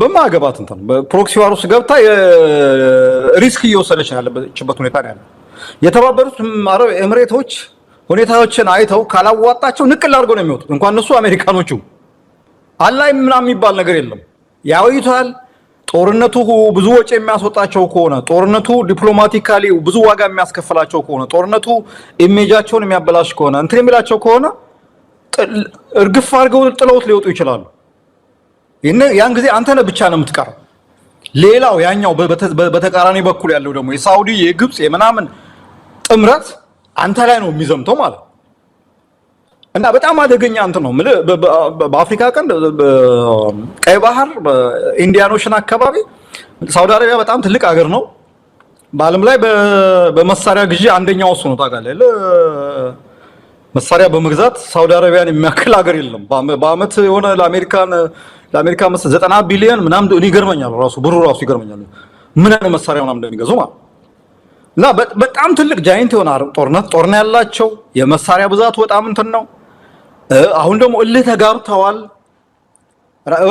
ደግሞ አሁን ደግሞ ገባ አሜሪካኖቹ እነዚህ ምዕራባውያኖቹ ከአፍሪካ ቀንድ ከሚድል ኢስት ራሳቸውን እያወጡ ስለሆነ እነዚህ ደግሞ መካከለኛ ጉልበት ያላቸው መካከለኛ ፓወር የሚባሉት ሀገሮች ራሳቸውን ፕሮጀክት ማድረግ ይፈልጋሉ እና በዚህ ሁኔታ ውስጥ አንተ ቀደም ያልኩ ነገር ነው ባላንስድ የሆነ ሚዛኑን የጠበቀ ዲፕሎማሲ ነው መስራት ያለበት የውጭ ግንኙነት ፖሊሲ ገለልተኛ መሆን አስታራቂ መሆን ኢትዮጵያ የምትባል ሀገር እንትን ማለት አስታራቂ መሆን ሚዛኑን የጠበቀ እንትን ኬንያን ተመልከት ምን አገባቸው እንትን ምንድነው የምንጠቀመው በነገራችን ላይ አሁን የተባበሩት መንግስታት የተባበሩት አረብ ኤሚሬት ተላላኪ በመሆን የሪጅኑ ጉዳይ አስፈጻሚ በመሆን ኢትዮጵያ ምን እንደምትጠቀመው ምንም የተለየ ኢንቨስትመንት መጥቷል ከዩናይትድ አረብ ኤሚሬት ነው አልመጣም።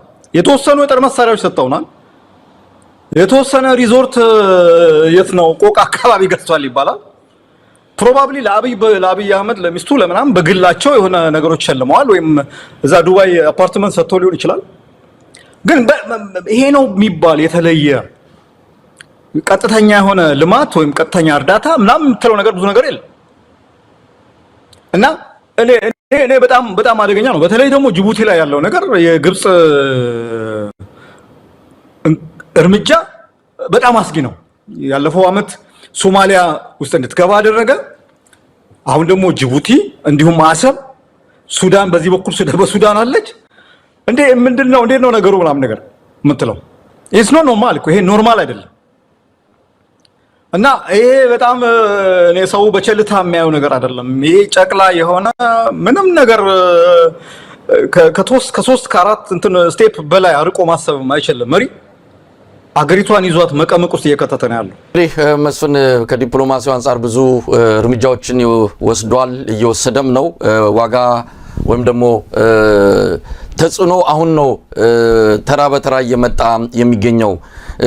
የተባበሩት አረብ ኤሚሬት ስትመታ ወይም ደግሞ የሆነ ሚኗ ሲቀንስና እጇን ስትሰበስብ አብረን እኛም ኩምሽሽ የምንልበት ሁኔታ ነው የተፈጠረው። የሱዳን ባለስልጣናት በቅርቡ የተባበሩት አረብ ኤሚሬት እጆች ከሱዳን የሚቆረጣሉ ብለው በእርግጠኝነት እየተናገሩ ነው። የዛን ጊዜ የአብይ አህመድም እጅ አብሮ የሚቆረጥበት ሁኔታ ነው ያለው። እንደዚህ አሽከርነት እንዲህ የራሳችን ነገር ሳይኖረን የሰው ሀገር እየተከተልን በጣም አሳፋሪ ነው። በ1960 እንደ አውሮፓውያን አቆጣጠር የተመሰረተች የተባበሩት አረብ ኤሚሬት ኢትዮጵያን የሚያህል ትልቅ ሀገር እንደፈለገች የምትጫወትበት ሁኔታ እድሉን የሰጠው ይሄ ግለሰብ በመሆኑ ዋጋውን እሱ ከስልጣን ከተወገደም በኋላ በተወሰነ ደረጃ ይህንኑ ችግር እየተጋፈጥንና ዋጋውን እየከፈልን መዝለቃችን የማይቀር ነው።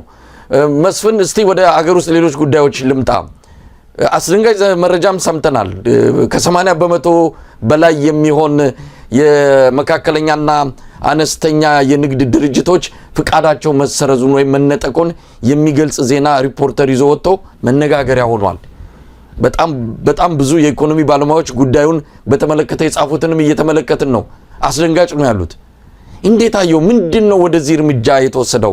ይህንን ደግሞ እንደ ተራ ዜና በሆነ አካባቢ ብቻ እንዲተነፍስ ነው የተፈለገው። በነገራችን ላይ በ2025 ከፍተኛ ቁጥር ያለው እንደውም አብዛኛው የሚባለው የንግድ ድርጅት ፍቃዱ የተነጠቀው በአንድ አመት ጊዜ ውስጥ ነው።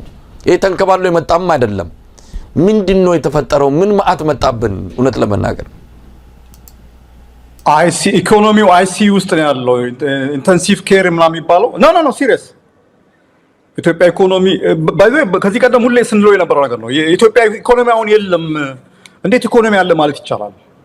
የለም እኮ ሰው ከአንድ ቦታ ወደ አንድ ቦታ ነግዶ ተዘዋውሮ ምናምን የማይችልበት ሁኔታ ከተፈጠረ የፖሊሲ ኢንቫይሮንመንቱ የጸጥታ ሁኔታው የምኑ እንትን ካለ ምንድነው የምን ኢኮኖሚ ነው?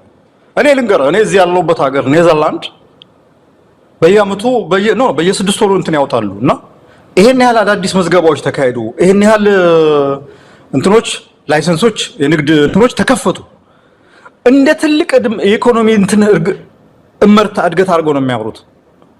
ይሄ የምታየው ዓለም በሙሉ ባይዘይ ይሄ ትልልቆቹ ካምፓኒዎች ትልልቅ ይሄ 1500 5000 ምናምን የሚቀጡ ካምፓኒዎች በጣም ጥቂት ናቸው። ወሳኞቹ የሚባሉት ካምፓኒዎች እነዚህ ኤስኤምኤስ ናቸው። ስሞል ሚዲየም ምናምን ኢንተርፕራይዝ ምናምን ነገር ማለት ነው። እና እነዚህ ጠፉ የሉም ማለት አንድ ሀገር ኢኮኖሚ የለም ማለት ነው። አንድ እንደው በቀላል ነገር ላስረዳ። አሁን እናንተ ሀገር ቦይንግ የሚባል ካምፓኒ አለ፣ አውሮፕላን የሚያመርተው። አሁን አንዳንዱ ሰው ቦይንግ የሚባለው ካምፓኒ እያንዳንዱን የአውሮፕላን ክፍል እዛው አንድ ፋብሪካ ውስጥ አምጥቶ ገረንደምናም ብሎ ሰርቶ የሚሰራ የሚመስላችሁ ሰዎች አሉ። ኖ አይደለም። ቢያንስ አንድ አውሮፕላን ለመስራት ከ1000 በላይ የተለያዩ ስሞል ትንንሽ ካምፓኒዎች የወንበሩን ቆዳ የሚሰራ ካምፓኒ ስሞል ድርጅት አንድ የቤተሰብ ካምፓኒ ሊሆን ይችላል። የወንበር መቀመጫው ነው ወንበር ማለት ወይም ደግሞ የሆነ ትንንሽ ብሎኖች የሆነ የማሽን ምናምን የሚሰራ የቀለሙን የሚያመርት ምናምን እነዚህ ካምፓኒዎች ናቸው የተለያየ መንገድ ያመረቷቸው ምርቶች ለቦይንግ ሳፕላይ አድርገው ቦይንግ አውሮፕላን የሚባል ነገር ገጥሞ የሚያመጣው ማለት በጣም ወሳኝ ናቸው። ለአንድ ሀገር ኢኮኖሚ ወሳኝ ናቸው። ስራ በመቅጠርም በነገራችን ላይ ከመንግስትም ከትልልቆቹም ካምፓኒዎች የበለጠ ስራ የመቅጠር አቅም ያላቸው እነዚህ ናቸው፣ ኤስኤምኢስ ናቸው። ኢትዮጵያ ውስጥ አሁን ባለው ሁኔታ ምንም ይሄ ነው የሚያወላዳ ትልቅ ኢንዱስትሪ የሚባል ነገር የለም። የጨርቃ ጨርቅ ፋብሪካ ወይም ደግሞ የስኳር ፋብሪካ የምናምን ካሉ የለም። እነሱም በጣም ትልቅ ቀጠሩ ከተባለ 1000 ሰው ነው። ኢትዮጵያ ውስጥ አብዛኛው አለ የተባለ ሌበር ሰራተኛ የሚሰራው በእነዚህ በአነስተኛ መካከለኛ ኢንተርፕራይሶች ውስጥ ነው፣ የግል ድርጅቶች ውስጥ ነው። እነዚህ የተለያየ አገልግሎት የሚሰጣል፣ ጥቃቅን ነገሮች ምርቶች የሚያመርታል፣ የሚያከፋፍል ነገር አለ ማለት። እነዚህ እንትኖች ባይዞ እኔ እንደው ዜናውን ስሰማ መጀመሪያ የምን ቁጥር ነው ነገር ነበር 80% እኮ ማለት በቃ እኮ የሉም ማለት ጠፍቷል ማለት ነው። በአንድ አመት ውስጥ ነው ደግሞ ባይዞ በሁለት አመት በ3 አመት በ5 አመት ምናምን አይደለም። በአንድ አመት ውስጥ ኢትዮጵያ ውስጥ የንግድ ፍቃድ የተመለሰ የንግድ ፍቃድ ከነበረው ላይ 80% ነው መባል እንትና ሴትዮዋ ማለች ሙፈሪያት የስራና ምናምን አምልጧት ነው በእርግጠኝነት። አሁን አንድ መሳይ የምነግርህ ነገር ብልጽግና ሌላ የማስተባበያ ፕሮግራም ይሰራል። ምክንያቱም እሷ የሆነ አግኝታ እሷ ከስራ አጥ ቁጥር አኳያ ነው ያየችው። ግን ያላወቀችው ነገር በአጠቃላይ ስርዓቱን አፍርድም የሚያገባው የስርዓቱን የብልጽግና ትርክት ታምራዊ ኢኮኖሚ ተረት አፈርድም የሚያበላ ትርክት ነው የሰራችው። በቃ እነዚህ ከሌሉ ኢኮኖሚ የለም። ኢትዮጵያ ውስጥ ምንም ነገር ሊሰራ አይችልም። 500 ምናምን ሺህ ቢያንስ በኢትዮጵያ ሕግ አነስተኛ መካከለኛ የሚባሉ ካምፓኒዎች ከ30 እስከ 100 ሰው የሚቀጥሩ ናቸው። እና ይሄንን ስማው በ500 ሺህ ምናምን አባዛው ወደ 3 ሚሊዮን ምናምን አካባቢ እንትን ነው 3 ሚሊዮን አካባቢ በቀጥታ ስራ አጥ የሚሆነው ማለት ነው። አንድ ደግሞ እንደዚህ አይነት ኢኮኖሚ ውስጥ ደግሞ 3 ሚሊዮን ብቻ ሳይሆን የዛ 3 ሚሊዮን ጥገኞች አሉ። ወይንም ደግሞ እዛ ካምፓኒ ጋር ለምሳሌ ሻይ በማፍላት በዛ አካባቢ ሬስቶራንት በመክፈት ሰራተኞች ምግባቸውን እንትን በማዘጋጀት የሚከፈት እንትን አለ። የተያዘ ነው ኢኮኖሚው ማለት። ይሄ ሁላ ለምን መጣ ስንል አንደኛው የዓለም ባንክ ባለፈው ጊዜ ብለናል። የኢትዮጵያ መንግስት የኢትዮጵያን የኢኮኖሚ ሉዓላዊነት ለዓለም አቀፍ የገንዘብ ድርጅት አሳልፎ ከሰጠ በኋላ ታይቶም አይታወቅ ልታስበው ማችለው የሌለ እኮ ነው። የኢትዮጵያ ነጋዴ ላይ እየተጣለ ያለው ታክስ የሌለ እኮ ነው። ምናልባት ምክንያቶቹን ይሄንን ወደዚህ የመጣበት ይሄንን ነገር እንዲመጣ ያደረጉት ምክንያቶች ምንድናቸው በሚል እንግዲህ ትልልቅ ኢኮኖሚ ባለሙያዎችም እነ ሞሼ ሰሙ እነ ዶክተር ዮናስ ብሩም ከዚህም ሌሎችም እየጻፉ ነው የሚገኙት። እንግዲህ በአንድ አመት የተባለው ይሄ ማክሮ ኢኮኖሚ ፖሊሲው ተግባራዊ የሆነበት ጊዜ ነው። ይሄ ከሆነበት ጊዜ ጀምሮ ነው እንዲህ አይነት ከፍተኛ የሆነ የንግድ ድርጅቶች ከጫውታ ውጪ መሆን የመጣው። ዶክተር ዮናስም በተለያየ መልኩ የጻፈውንም ተመልክቼዋለሁ። አንደኛ በጣም ጠበቅ ያለ የንግድ ህግ ወጥቷል። ጠበቅ ያለ ነው። ለነጋዴዎች ፋታ የሚሰጥ አይደለም። ከግብር ጋር የተያዘውም ከፍተኛ ግብር መክፈል ብቻ አይደለም፣ ግብሩን በየ3 ወሩ እንዲከፍሉ ግዴታ መጥቶባቸዋል። መንግስት ከፍተኛ የገንዘብ እጥረት ስለገጠመው ካሰብኩት 110 በላይ % በላይ ነው ግብር የሰበሰብኩት ብሎ እንደ ኩራት እየተናገረ ይገኛል። ገበሬዎች ማነው ነጋዴዎችን አስጨንቆ ባለሀብቶችን አስሮም አንገላቶም ቢሆን የተቀበለውን ግብር ነው እንግዲህ እንደ ስኬት እየገለጸ ያለው። ሌላው የሀገሪቱ ውስጥ ያለው ጸጥታና አጠቃላይ ሁኔታ ነው ነጋዴዎችን ባለሀብቶችን ከስራ ውጪ እንዲሆኑ ያደረጋቸው። ብዙ ምክንያቶች ተገልጸዋልና ይሄ ግን አይነገርም። በሌሎች ዜናዎች እንዲሸፈን የተፈለገው ይሄ ዜና በወጣ ሰሞን ነው እንግዲህ በጣም ከፍተኛ በሆነ ድምቀት ዜናው ህዝቡ ዘንድ እንዲደርስ የተፈለገው የቢሾፍቱ የአውሮፕላን ማረፊያ የመሰረተ ድንጋይ የማኖር ስነ ስርዓት ነው። ለማንኛውም ምክንያቶቹን በተመለከተ ምን ማለት ይቻላል መስፍን? ማሳይ ቪዚብል እኮ ነው ማሳይ። እኔ ነገር አሁን ከ3 ቀን በፊት ዜና ስሰማ ነበር፣ የአገር ቤት ዜና። የዛሬ አመት አዲስ አበባ ውስጥ መለስተኛ ወይፈን ማለት በሬ ነው አይደል? ወይፈን በ56 ሺህ ብር ተሸጠ። በአሁኑ 130 ሺህ ብር ተሸጠ። የዋጋ እንትኑ ምናምን በጣም እንትን ሆነ ምናምን ብለው ነጋዴው እና እነዚህ ከገጠር ወይፈን አምጥተው የሚሸጡትን ነጋዴዎች ጠየቋቸው። ለምንድን ነው ዋጋው የጨመረው? በአንድ አመት ውስጥ እንዴት የዛሬ አመት ገና ላይ በዚህ ብር የገዛ ነው በሬ ተመሳሳይ በሬ እንዴት ነው ሲባል እንዴ እኛ እኮ ከዛ ወይፈኑን ከገበሬዎች ተቀብለን እዚህ እስክናመጣ ድረስ በየኬላው 200 1000 3000 5000 ምናምን ከፍለን ከዛ ከገበሬ እንትን ላይ ተጨማሪ ቫልዩ አዳርገን ነው የምናመጣው። ምንም አማራጭ የለንም። ማለት ይሄ እኮ ነው ሀገሪቷ ስርዓት የሌለበት ሀገር ነው። አዲስ አበባ እስክንደርስ ድረስ ቢያንስ 30,000 20,000 አካባቢ እንጨምራለን ነው ሶዋ ይሄን እኮ ስርዓት ኢኮኖሚ ምናምን ስርዓት የሚባል ነገር የሌለበት ሀገር ነው። በየቦታው እንዳልኩ ነው። አንድ ሀገር ኢኮኖሚ አለ የሚባለው የጤፍ ነጋዴ አሁን ለምሳሌ ሰብል አምራች አካባቢ የሚባል አለ፣ ቀንድ ከብት አምራች አካባቢ አለ፣ ቡናና እነዚህ ካሽክሮፕ የሚያመርቱ አሉ፣ ስንዴ አምራች አለ ምናምን። ኢትዮጵያ እንደዛ ነው የሚባለው። ከጎጃም ጤፍ ወስዶ ከወለጋ የሆነ ነገር አምጥቶ ከጅማ ቡና ለቅሞ ምናምን ነገር ኢኮኖሚው እንደዚህ ነው የሚተሳሰው። ኢትዮጵያ ውስጥ ያ ነገር አሁን ቆሟል። ምክንያቱም ዝውውር የሚባል ነገር ቆሟል። ዝውውር እኮ የደም ስር ማለት ነው ለአንድ ሀገር የደም ስር ማለት ነው። ልንገር እዚህ እኔ አሁን ምሳሌ የምጠቅሰው ያለውበት እንትን ነው። ከትላንት ወዲያ ኃይለኛ በረዶ ነበር፣ ስኖ ነበር፣ በጣም ኃይለኛ ማለት ነው። በቃ ባቡር መንቀሳቀስ አልቻለም፣ መኪና መንቀሳቀስ አልቻለም፣ አውሮፕላን ምናምን። ስንት ቢሊዮን ብር እንዳጡ ታውቃለህ? በጣም በብዙ ወደ 900 ምናምን ነገር ቢሊዮን ብር ነው ሉዝ ያደረጉት ስላልተንቀሳቀሰ ሰው ማለት ነው። ሰው ስራ አልገባም። ሰው ስራ ስላልገባ ስራ ደሞዝ ከፋዩ ላይ ይሄን ያህል ብር ይደርስበታል፣ ይሄን ያህል እዳ መጣበት። በወቅቱ በጊዜው ለሱፐርማርኬቶች መድረስ የነበረበት ሸቀጣ ሸቀጥ አልደረሰም፣ ይሄን ያህል እንትን ሆነ። አውሮፕላን ሰዎች አመለጣቸው። አውሮፕላን ስላመለጣቸው ሆቴል ማሳረፍ አለበት፣ ተጨማሪ ካሳ። በጣም እንትን ነገር ነው ኢትዮጵያ ውስጥ። ምን እኔ አሁን ይሄ ነገር ይሆናል ብዬ እንትን ማድረግ አይደለም፣ ግን ኢትዮጵያ ውስጥ ደግሞ ኮምፕሊትሊ ከአንድ ቦታ ወደ አንድ ቦታ አይደለም ንግድና ሸቀጣ ሸቀጥ ምናምን። አንተ አሁን ቴረብል እንትን ላስት ዊክ ያለፈው ሳምንት የሰማነው እንትን አለ አይደል? ተመሳሳይ ቦታ ሊዶሮ ላይ ለ20ኛ ጊዜ ጎጃም ወደ ጎጃምና ጎንደር ገናን ለማክበር የሄዱ የነበሩ 2 አውቶቡሶች ታግተው አሁንም ድረስ እንትን አልተባለም። እንኳን ሸቀጣ ሸቀጥና እንትን ሰው ቀርቶ ማለት በዚህ ሁኔታ ውስጥ እንዴት ነው ነጋዴ አትርፎ እንትን የሚለው ማለት አስበው።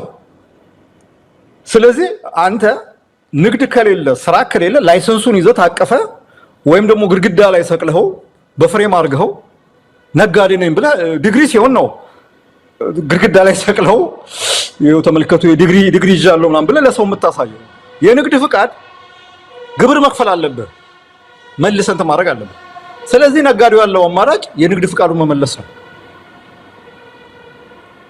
በቃ በነገራችን ላይ ገና ኢምፓክቱን የዚህን ተጽዕኖ የምናየው መሰለህ። ባንኮች አሁን ተበዳሪ ካጡ የሚበደር ገንዘብ ከባንክ የሚበደር አካል አሁን ነጋዴ ነው፣ ሌላ ምንም እንትን የሚደረም ኤስኤምኢ ነው የሚበደረው በአብዛኛው ከባንክ። ካጡ ባንኮች ራሳቸው ኮላፕስ የሚያደርጉ ፋይናንሻል ክራይሲስ ይፈጠራል ማለት። የበለጠና ዮናስ እነ ፕሮፌሰር ተሾመ ምናምን ቢያብራሩት ይቻላል፣ ግን በጣም ቀላል እንትን አይደለም። ብልጽግና ሳያውቀው ነው በራሱ ላይ ተኮሰው። አንደና ሙፈሪያት የሪፖርት አወጣው ብላ የሚገርም አይነት በሚገርም አይነት ነገር ነው ማለት ብልጽግና ታምራዊ እድገት የብልጽግና ዘመን የሚባለው እንትን ምንም እንትን የለም። በጣም እኔ በጣም በዚህ ጉዳይ ላይ በደንብ እውቀቱ ያላቸው ሰዎች ይናገሩ ይችላል ምን ያህል ወሳኝ እንደሆኑ። ኤስኤምኤስ የሚባሉት ምናምን ምን ያህል አንድ ነገር ለማምረት መኪና የጀርመን ካር ማኑፋክቸረርስ የጀርመን መኪና አምራቾች እና ቮልክስዋገን ወይም መርሴዲስ በአንድ መርሴዲስ ለማምረት ወደ 100 ምናምን የሚጠጉ ትንንሽ ካምፓኒዎች ናቸው የተለያየ ፓርቱን የሚያቀርቡላቸው የቤተሰብ ካምፓኒዎች ናቸው። የተወሰነ ቦታ ላይ ሳፕላይ ቼን የሆነ ያ የሚፈለገው ምርት እንትን ከሆነ የመኪና ምርት እንዳለ ሊቆም ይችላል ማለት ነው። በጣም ወሳኝ ነገሮች ናቸው እነዚህ። በ80% አንድ ሀገር ውስጥ ቀነሱ ማለት መሳይ አንድ ሰው ምንድነው 80% በ80% አካሉ አልሰራም የሰውነት አካሉ አልሰራም ከተባለ እኮ ሞቷል። በደንብ አይታይም። ይሄን ያህል የድርጅቶች ፍቃዳቸውን አጥተው ወይም መልሰው ተጽዕኖ ግን ለምንድን ነው በደንብ ያልጎላው? ሌላ ሀገር ቢሆን እኮ ይፈርስ ነበረ። የአንድ ኢኮኖሚ የደም ስር የግሉ ክፍለ ኢኮኖሚ ነው። የግሉ ክፍለ ኢኮኖሚ በዚህ ደረጃ ከጫወታው ከወጣ እንዴት ነው አንድ ሀገር ልትቀጥል የሚችለው? እንዴትስ ውሎ ያድራል የዛ ሀገር ህዝብ? ምንድነው እንግዲህ በአንድ አመት ውስጥ ነው የሆነው። ምን ልንጠብቅ እንችላለን? ከፍተኛ ሆነ የኢኮኖሚ ላሸቅ ውስጥ እንደገባን ይታወቃል። ግን አሁን የምንሰማው ነገር ከዛም የከፋ እየመጣ እንዳለ ነው። አብይ አህመድ እነዚህን በተለያዩ የብልጭልጭ ነገሮች የተስፋ ዜናዎች እንዲሸፈኑ ነው የፈለገው። ሰሞኑን የሱ ፎቶግራፍ በኢትዮጵያ ቴሌቪዥን ላይ ከበውት የተለያዩ በፕሮጀክቶች እየሰራ ነው፣ በሱ ዘመን ነው ሁሉ ሊሆን የሚችለው ብለው አብይ አህመድን የማንገስና ከፍ የማድረግ በሚመስል መልኩ የተለያዩ ፕሮጀክቶችን በተስፋ የተገለጹ በእቅድ ያሉትን እያሳዩ ነበረ። አንዱ የአውሮፕላን ማረፊያው ነው። የኒውክሌር ደግሞ ጣቢያ ግንባታም አለ፣ ገና በእቅድ ያለ ነው። እሱም የማዳበሪያ ፋብሪካ የሚባለው አለ፣ እሱም በእቅድ ደረጃ ያለ ነው። እንደዚሁ 1.5 ሚሊዮን ቤቶች ይገነባሉ የሚባለው እሱም ገና በእቅድ ያለ ነው። አንድም ወደ ተግባር የተለወጠ ነገር የለም። ይህንን ነገር ሊሰራ ይችላል እየተባለ ይሄ ዜና ነው በብዛት በሰፊው ህዝብ ጆሮ እንዲደርስ የተፈለገው።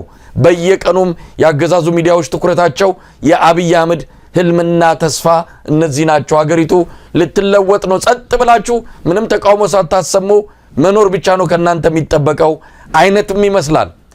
ተጽዕኖውን እንዴት ነው ማየት የምንችለው? መቼ ነው የምናየውስ? አሁን ይህን ያህል የንግድ ድርጅቶች ከጫወታ ውጭ ወጥተው ጂዲፒ ምናምን የሚባል ነገር አለ አይደል? ጂዲፒ ማለት የግሮዝ ፕሮዳክት ናሽናል ፕሮዳክት ዶሜስቲክ ፕሮዳክት ምናምን የሚባል ሽሪንክ ይሸማቀቃል። አሁን ከሆነ ጊዜ በኋላ ሲቆጠር ሲለካ፣ ምክንያቱም ምርት ነው እኮ አሁን እነዚህ የምታያቸው ከ500 ምናምን ሺህ 400 ምናምን ሺህ አነስተኛና መካከለኛ እንትኖች ከጨዋታ ውጭ ከኢኮኖሚ ውጭ ሆኑ ማለት የኢትዮጵያ አጠቃላይ የሀገር ውስጥ የምርት የምናም ምናምን የሚባለው በ80% ይሸማቀቃል ማለት ነው። አይ ቲንክ በቀላሉ ማስረዳት የሚቻለው እንደዛ ነው።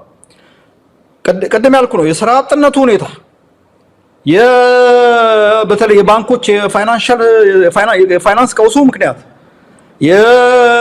በአጠቃላይ ኢኮኖሚው ካልተንቀሳቀሰ ገባ ምግብ ቤት የምትከፍተው እዚህ ጋር አንድ ፋብሪካ ሲኖር ነው ምናምን ነገር እንትን ሲባል በአጠቃላይ እየተነባበረ መጥቶ ቀውሱ እንትን ይሆናል ማለት ይሄ ምንድነው የሚባለው ስፓይራል ራሱ እየተንከባለለ የራሱ አንዱ ቀውስን እየወለደ እንትን የሚሆንበት ሁኔታ ነው ያለው። ምንድነው ዝም የተባለው የሚባለው? እኔ ኢትዮጵያ የተለየች ሀገር ነች። ሁሌም እንደው ነገር ነው። ኢትዮጵያ ህዝብ በጣም የተለየ ሀገር ነው። ገና ከዚህም የበለጠ እንትን ነው። ግን እኔ እስካሁን ገና አላይላ አሁን አንዳንዱ ዘግቶ ያለውን ገንዘብ እየበላ ባለው ሁኔታ የነበረውን የቆጠበውን ገና የጨረሰ አልመሰለኝም። ወይም ደግሞ ገና አሁን ንግድ ፍቃዳቸውን የመለሱት እንትኖች በእንትን ያለ አሁን ከአንድ አመት በኋላ ከምናምን በኋላ ይሄ ነገር በደንብ ፌል ሲያደርግ ገንዘቡ ሲያልቅ ያን ጊዜ ጥያቄ ይመጣል፣ ስርዓት ይመጣል ምናምን ነገር አጠቃላይ ይሄ እኮ የግል 500 እና 400 ምናምን ሺዎቹን የግል ተቋማትን ብቻ የሚመለከት እኮ አይደለም። ራሱ የመንግስት ተቋማት ሆቴሎች ምናምን ሬስቶራንቶች ትልልቆቹ እንትኖች እኮ አፌክትድ ይሆናሉ፣ ተጽዕኖ ውስጥ ይወጣሉ። ከዛ ያኔ ነው መንግስት ኢኮኖሚውን የምናየው እንትን አለ፣ ጄኑን የሆነ ኢኮኖሚ ቀውስ አለ። ምክንያቱ ብዙ ነገር ሊሆን ይችላል። አምኖት እንትን የምዕራቡ ሚዲያ የሚዘባርቀውን የሚያወራውን ነገር መድገም አልፈልግም። ግን የሆነ ጄኑን ትክክለኛ የኢኮኖሚ ቀውስ አለ፣ የኑሮ ውድነት አለ ምናምን ህዝቡ የተነሳበት ምክንያት ያ ነው። ኢትዮጵያ ውስጥ ምናልባት ከዛ የበለጠ ነገር ነው። ያን በማዕቀብ ኢኮኖሚ አደቆ ነው ልንል እንችላለን። ኢትዮጵያ በበቂ ሁኔታ ማኔጅ ባለመደረጉ ኢትዮጵያ የኢኮኖሚ ማኔጅመንቱ ኢኮኖሚ የማስተዳደር እንትኑ በጣም የተበላሸ በመሆኑ የተፈጠረ ቀውስ ነው። እናየዋለን። ብዙ ሰው ይወጣል፣ ለልመና ይወጣል፣ ብዙ ሰው ለችግር ይወጣል። የምናየው ስደት እኮ ነው። አሁን ለምሳሌ ተመልከት። አንደኛው የዚህ ቀውስ መገለጫ ብለን ተምትለው ኢትዮጵያ ውስጥ ምንም ተስፋ የሌለው ወጣቱ ምንም ተስፋ እንደሌለው የምታየው በየመን በኩል ያ ጦርነት ባለበት እነዚህ በዛ አካባቢ የመን ውስጥ ያለው የሂውማን ስማግለርስ ምን ያህል ጨካኞች ክፎች እንደሆኑ ያወቅ ካንተ በፊት የሄደው የሰፈር ልጅ ባህር በልቶት እንደሞተ ወይም ደግሞ የመን አንዱ አጋች ይዞት ገንዘብ ካላመጣችሁ ብሎ ራንሳም ለመቀበል እንትን ይያለ ይያወቅ የመጣ ይምጣ እዚህ ቁጭ ብዬ ከምን ለዛ ሄጄ በሞት ይሻላል የሚል አይነት ውሳኔ እንዲወስን እያደረገ ያለበት ሁኔታ ነው ያለው። በነገራችን ላይ የኢትዮጵያ ወጣቶች ዛሬ በሚገርም ሁኔታ እኛ አሁን የአፍሪካ ኩራት ምናምን እንላለን ራሳችን አይደለም። ኢትዮጵያ አፍሪካ ኩራት ነች ምናምን አለ። እሱ የድሮ እንትን ነው ተረት ነው። ማላዊ ሂድ፣ ታንዛኒያ ሂድ፣ ዚምባብዌ ሂድ፣ ዛምቢያ ሂድ፣ ሞሪሸስ ሂድ በኢትዮጵያውያኖች በሎሪ በጭነት መኪና ተጭነው ተያዙ። ጀስት የተለመደ ዜና ነው። ህገወጥ ኢትዮጵያውያኖች ማለት ነው። አፍሪካን እንኳን ያስመረርን እንትሎች ሆነናል። በነገራችን ላይ መሳይ አፍሪካን ያስመረርን ለምንድን ነው? በቃ ወጣቱ ሀገር ውስጥ ተስፋ የሚባል ነገር የለውም። በነገራችን ላይ ባለ ዲግሪ ነው ደግሞ የሚሸሸው የለም። ወጣቱ አገሩ ላይ ተስፋ አጥቶ አገሩን ጥሎ እየሰደረ ነው ያለው እና ይሄ በራሱ ኢኮኖሚውን መላሸቅ የሚያሳይ እንትን ነው። በቃ መንግስት የዛሬ 1 አመት ከምናምን 2 አመት እኮ ተናግሯል እኮ የመንግስት መስሪያ ቤት መቅጠር አቁሟል። አዲስ ቅጥር እና ይሄ ባለበት ሁኔታ ገባ በአዲስ ነገር አዲስ የሚፈጠር ነገር አዲስ ምርት ወደ ብሔራዊ ኢኮኖሚ ይሄ ናሽናል ኢኮኖሚ የሚባለው እንትን የመግባት እንትኑ በቃ ቆሟል ማለት ነው። እንግዲህ እንዴት አድርገው ሜጀር እንደሚያደርጉት አላውቅም። ብልጽግና በዚህ በኩል ችግሩ ምንድነው? ቁጥር ኩክ ያደርጋል። በደንብ ያንተከትካሉ ነው አማርኛው። በደንብ ያበስላሉ። በቁጥር በጣም እንትን ያደርጋሉ፣ ይዋሻሉ። 13 ሚሊዮን ቱሪስት ጎበኛት ብሎ የሚያዋሹ ሰዎች ናቸው ኢትዮጵያ ውስጥ። 13 ሚሊዮን ቱሪስት ማለት እንግዲህ በዓለም ላይ ትልቅ ቱሪዝም ያለው ወደ ጣሊያን ነው የሚሄደው። ማክሲማም 10 ምናምን 20 ሚሊዮን ነው። እሱም በጣም እንትን ብሎ የጣሊያን ኢኮኖሚ ላይ በደንብ ኢምፓክት ያለው ማለት። ኢትዮጵያ ውስጥ 13 ሚሊዮን ቱሪስት ምንም ሊመጣበት የሚችል ምክንያትም የለም። ያንን 13 ሚሊዮን ሊያስተናግድ የሚችልም የሆቴልም የቱሪዝም ሴክተር የለም፣ ትራንስፖርቱም የለምና እኔ አላውቅም። ግን በደንብ ፕሮፌሰር ተሾመ ዶክተር ዮናስንም ጠይቃቸው በዚህ ጉዳይ ላይ በነገራችን ላይ በደንብ ይብራራ ጥሩ ነው። ብልጽግና እንዳልኩ ሳያውቀው ነው ይሄ ነገር ያመለጠው። በሚቀጥሉት ቀናት የዚህ ሙፈሪያት ያወጣችው ሪፖርት እንትን ለማድረግ ለመቀልበስ እንትን ለማድረግ በጣም ሰፊ የሆነ ፕሮፓጋንዳ የተጠና ፕሮፓጋንዳ ይሰራል። ግን በደንብ አድርገው ሙያተኞችን አምጥቶ እሷ እኮ ባትናገረውም እኮ በፊት እኮ የሚታወቅ ነገር ነው። ነጋዴዎች እኮ ሄደው ላይሰንሳችንን ተቀበሉን ሲባሉ አንቀበልም ግብር ክፈሉ እያሉ ያስገድዷቸው እንደነበር የአዲስ አበባ ንግድና ምናምን ቢሮ የሚባለው ማለት ትልቅ ጭቅጭቅ ታስታውሳለህ? ለአንድ ሰሞኑን ጭቅጭቅ እንደነበረ ነጋዴዎቹ በቃ ላይሰንሳችን ተቀበሉ ሲሉ መንግስት ደግሞ አንቀበልም ክፈሉ ግብር። እንዴ ላይሰንሱ በሞተ ላይሰንስ ግብር አንከፍልም ትከፍላላችሁ። እና በጣም የሚገርም ነገር ነው። መስፍን ብዙ ነገር እንሰማለን። የኢትዮጵያ ነጋዴዎች በናይሮቢ ብቻ ከ100 በላይ የኢትዮጵያ ነጋዴዎች ባለሀብቶች ይህንኑ ሽሽት ግብሩንም ሌላውንም ቢዝነሱን ማንቀሳቀስ አቅቷቸው እዛ መሽገው ነው ያሉት። ሆቴል ይዘው እየተጠባበቁ ነው ያሉት ምናልባት የሆነ ነገር ከተለወጠ ብለው። ከዛ ቁጥር የበለጠ የኢትዮጵያን ባለሀብቶችና ነጋዴዎች በአቡዳቢና ዱባይ ይርመሰመሳሉ፣ ወደ ኢትዮጵያ አይመጡም። እየሸሸነ ያለው ነጋዴው። አዲስ አበባ የሆቴሎች ባለንብረቶች ማህበር ባለፈው መግለጫ አውጥቷል። ምንድነው የባንክ ዕዳ መክፈል አቃተን ነው። ሰው እየመጣ አይደለም፣ ደንበኛ እየመጣ አይደለም። አልጋዎች ጾማቸውን ነው የሚያድሩት፣ ዝንብ እየወረራቸው ነው መዝናኛ ቦታዎች ብለው በጣም በከፍተኛ ሁኔታ ቅሬታቸውን አቅርበዋል። ሌላው ቀርቶ አሁን ከቱሪዝም ጋር ስላነሳው ነው አስጎብኚ ድርጅቶች ስራቸውን እየቀየሩ ነው። ምክንያቱም ይጎበኝ የለም፣ ወደ ሌላ ስራ እየተቀየሩ እንዳለ ሰምተናል። ነገሮች ተገለባብጠዋል። ብልጽግና መንደር ግን ቸበርቻቻ ነው ያለው። የቅድ ፕሮጀክቶች ቀደም ሲል እንዳለው የአውሮፕላን ማረፊያ ይሰራል ተብሎ ምንድነው በቅድ ደረጃ ያለውን ነገር በማሳየት የሚያጓጉ ነገሮችን በመናገር አብይ አህመድ ህዝቡን ማደንዘዝ ነው የፈለገው። ችግሩን እንዲረሳ ነው የፈለገው። ያ ምን ያህል ርቀት ይወስደዋል አብረን የምናየው ነው። ብዙ ቃል የገባቸው ነገሮች አየር ላይ በነው ቀርተዋል። ከዚህ አንፃር እንግዲህ ምን ሊደረግ ይችላል? ምናልባት ህዝባዊ ቢተኝነት ልናይ እንችል ይሆን? ይሄንን ተከትሎ የሚመጣ አሁን እንደምንሰማው ከሆነ የመብራት ዋጋ ጨምሯል በከፍተኛ ደረጃ፣ የነዳጅ ዋጋ ጨምሯል። ኢትዮጵያ ቴሌኮሙኒኬሽን በቀደም መግለጫ አውጥቷል። 23 በመቶ ነው የጨመረው። በርካታ ነገሮች አገልግሎት ሰጪ ተቋማት ህዝቡ ላይ ተጨማሪ ዕዳ ነው ይዘው የመጡበት። ህዝቡ መሸከም አቅቶታል። ከአቅሙ በላይ ሆኗል። እስከዛሬስ ትከሻው ችሎ ነበረ። ከዚህ በኋላ ትከሻይም እንግዲህ ማንገጫ የተበጠሰ ብሎ ሊመጣ ይችላልና ምን ልናይ እንችላለን? ይሄ ዝም ብሎ በየለቱ በማደንዘዣ ዜናዎች የደነዘዘ የሚቆይ ትውልድ አይደለም፣ ወይም ደግሞ ማህበረሰብ አይደለም። ነገ ከነገ ወዲያ የመጨረሻ እርምጃ መውሰዱ የማይቀር ነው።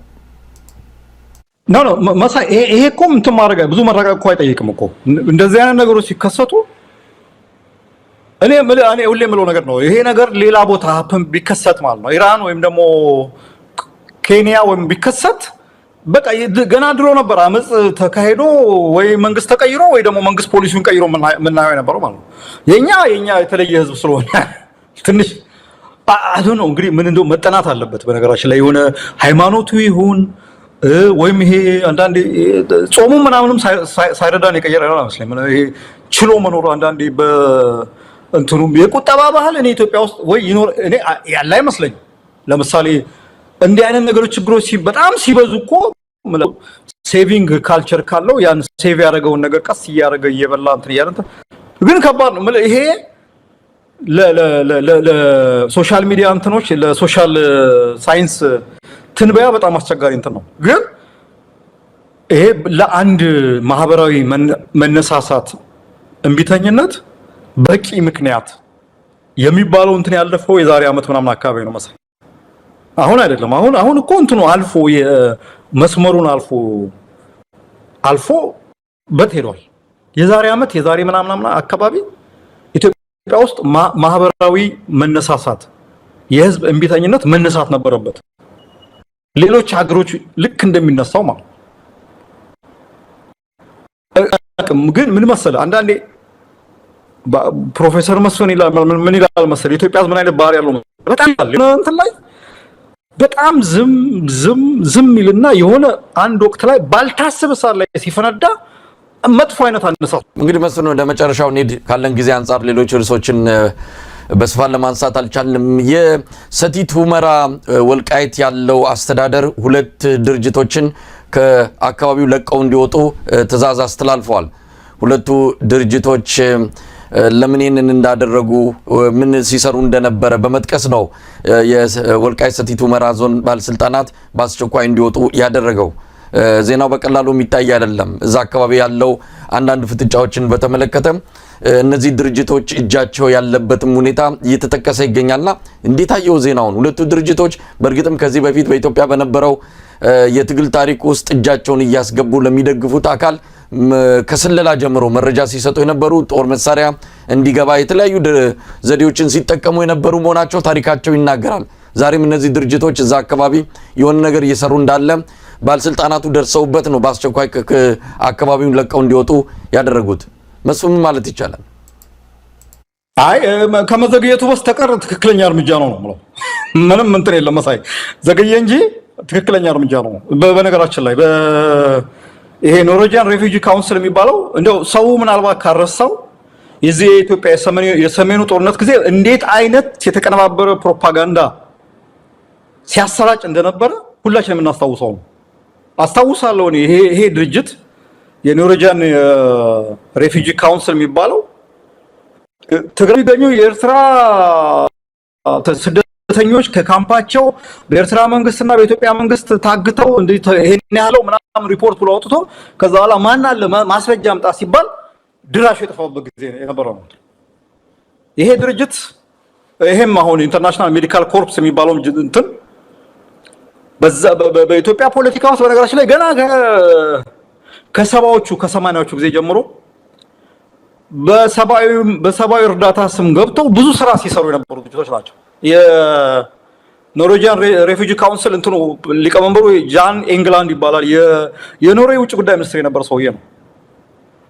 ይሄ ሰውዬ በኤርትራ በረሃ ያን ኤርትራ ሻዕቢያ የነጻነት ትግል ያካሄደ የነበረ ጊዜ ኤርትራ በረሃ ገብቶ እንዴት አይነት ድጋፍ ያደርግ እንደነበረ የኢትዮጵያ መንግስትን በዓለም አቀፍ ማህበረሰብ ዘንድ የማሳጣት ስራ ይሰራ እንደነበረ ምናምን በነገራችን ላይ መጽሐፍ ጽፏል። የዊዛውት ትሩፕስ ኤንድ ታንክስ ሃው ሁማኒታሪያን ኤንጂኦስ ቼንጅ ፕሌይ ጂኦፖለቲካል ሮል የሚል መጽሐፍ ጽፏል። ጃን ኢንግላንድ የሚባለው ሰውዬ ማለት እና አንዳንዶች እንደው የሰብአዊ እርዳታ የሚሰጡ ድርጅቶች ለኔ ይከላከላሉ። በነገራችን ላይ በአለም ላይ ሰብአዊ እርዳታ የሚባል ነገር የለም። nothing is for free። በነፃ እንትን የሚባል ነገር ሁሉም የራሱ የሆነ የተደበቀ አጀንዳ አለው።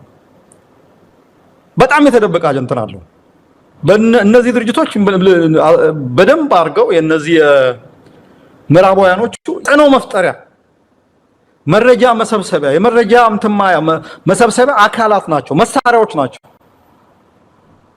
በአንድ በኩል አንተ ራስን እንዳትለውጥ ሁሉ ጊዜ ደካማ የነሱ ተረጂ የነሱ ተጠገኛ የነሱ ለማኝ ሆነ እንድትቆይ ሳይኮሎጂካሊ እንትንን እየሰበሩ ያቆይሃል። በሌላ በኩል ደግሞ የሚያስፈልገው መረጃ እኔ ስሙን አልጠቅስም። እኔ ጓደኛ እንዲህ አይነት አንድ ትልቅ ኤንጂኦ ውስጥ አዲስ አበባ ኢትዮጵያ ውስጥ የሚሰራ እንትን ነበርና ያኔ ወያኔ ስልጣን የነበረ ጊዜ ነውና አላሊስ ነው ይገርመኛል አለ። እኛ ለፊልድ ወተን ዳታ ሰብስቡ ተብለን ሰብስበን እንመጣለን አለ። ኦጋዴን አካባቢ ይዘን የመጣ ነው ዳታ የሆነ ወቅት ላይ ሮይተርስ ወይም ደግሞ ሂውማን ራይቶች ሪፖርት ሲሰራበትና ማለት እንትኑ አለን አለክሎ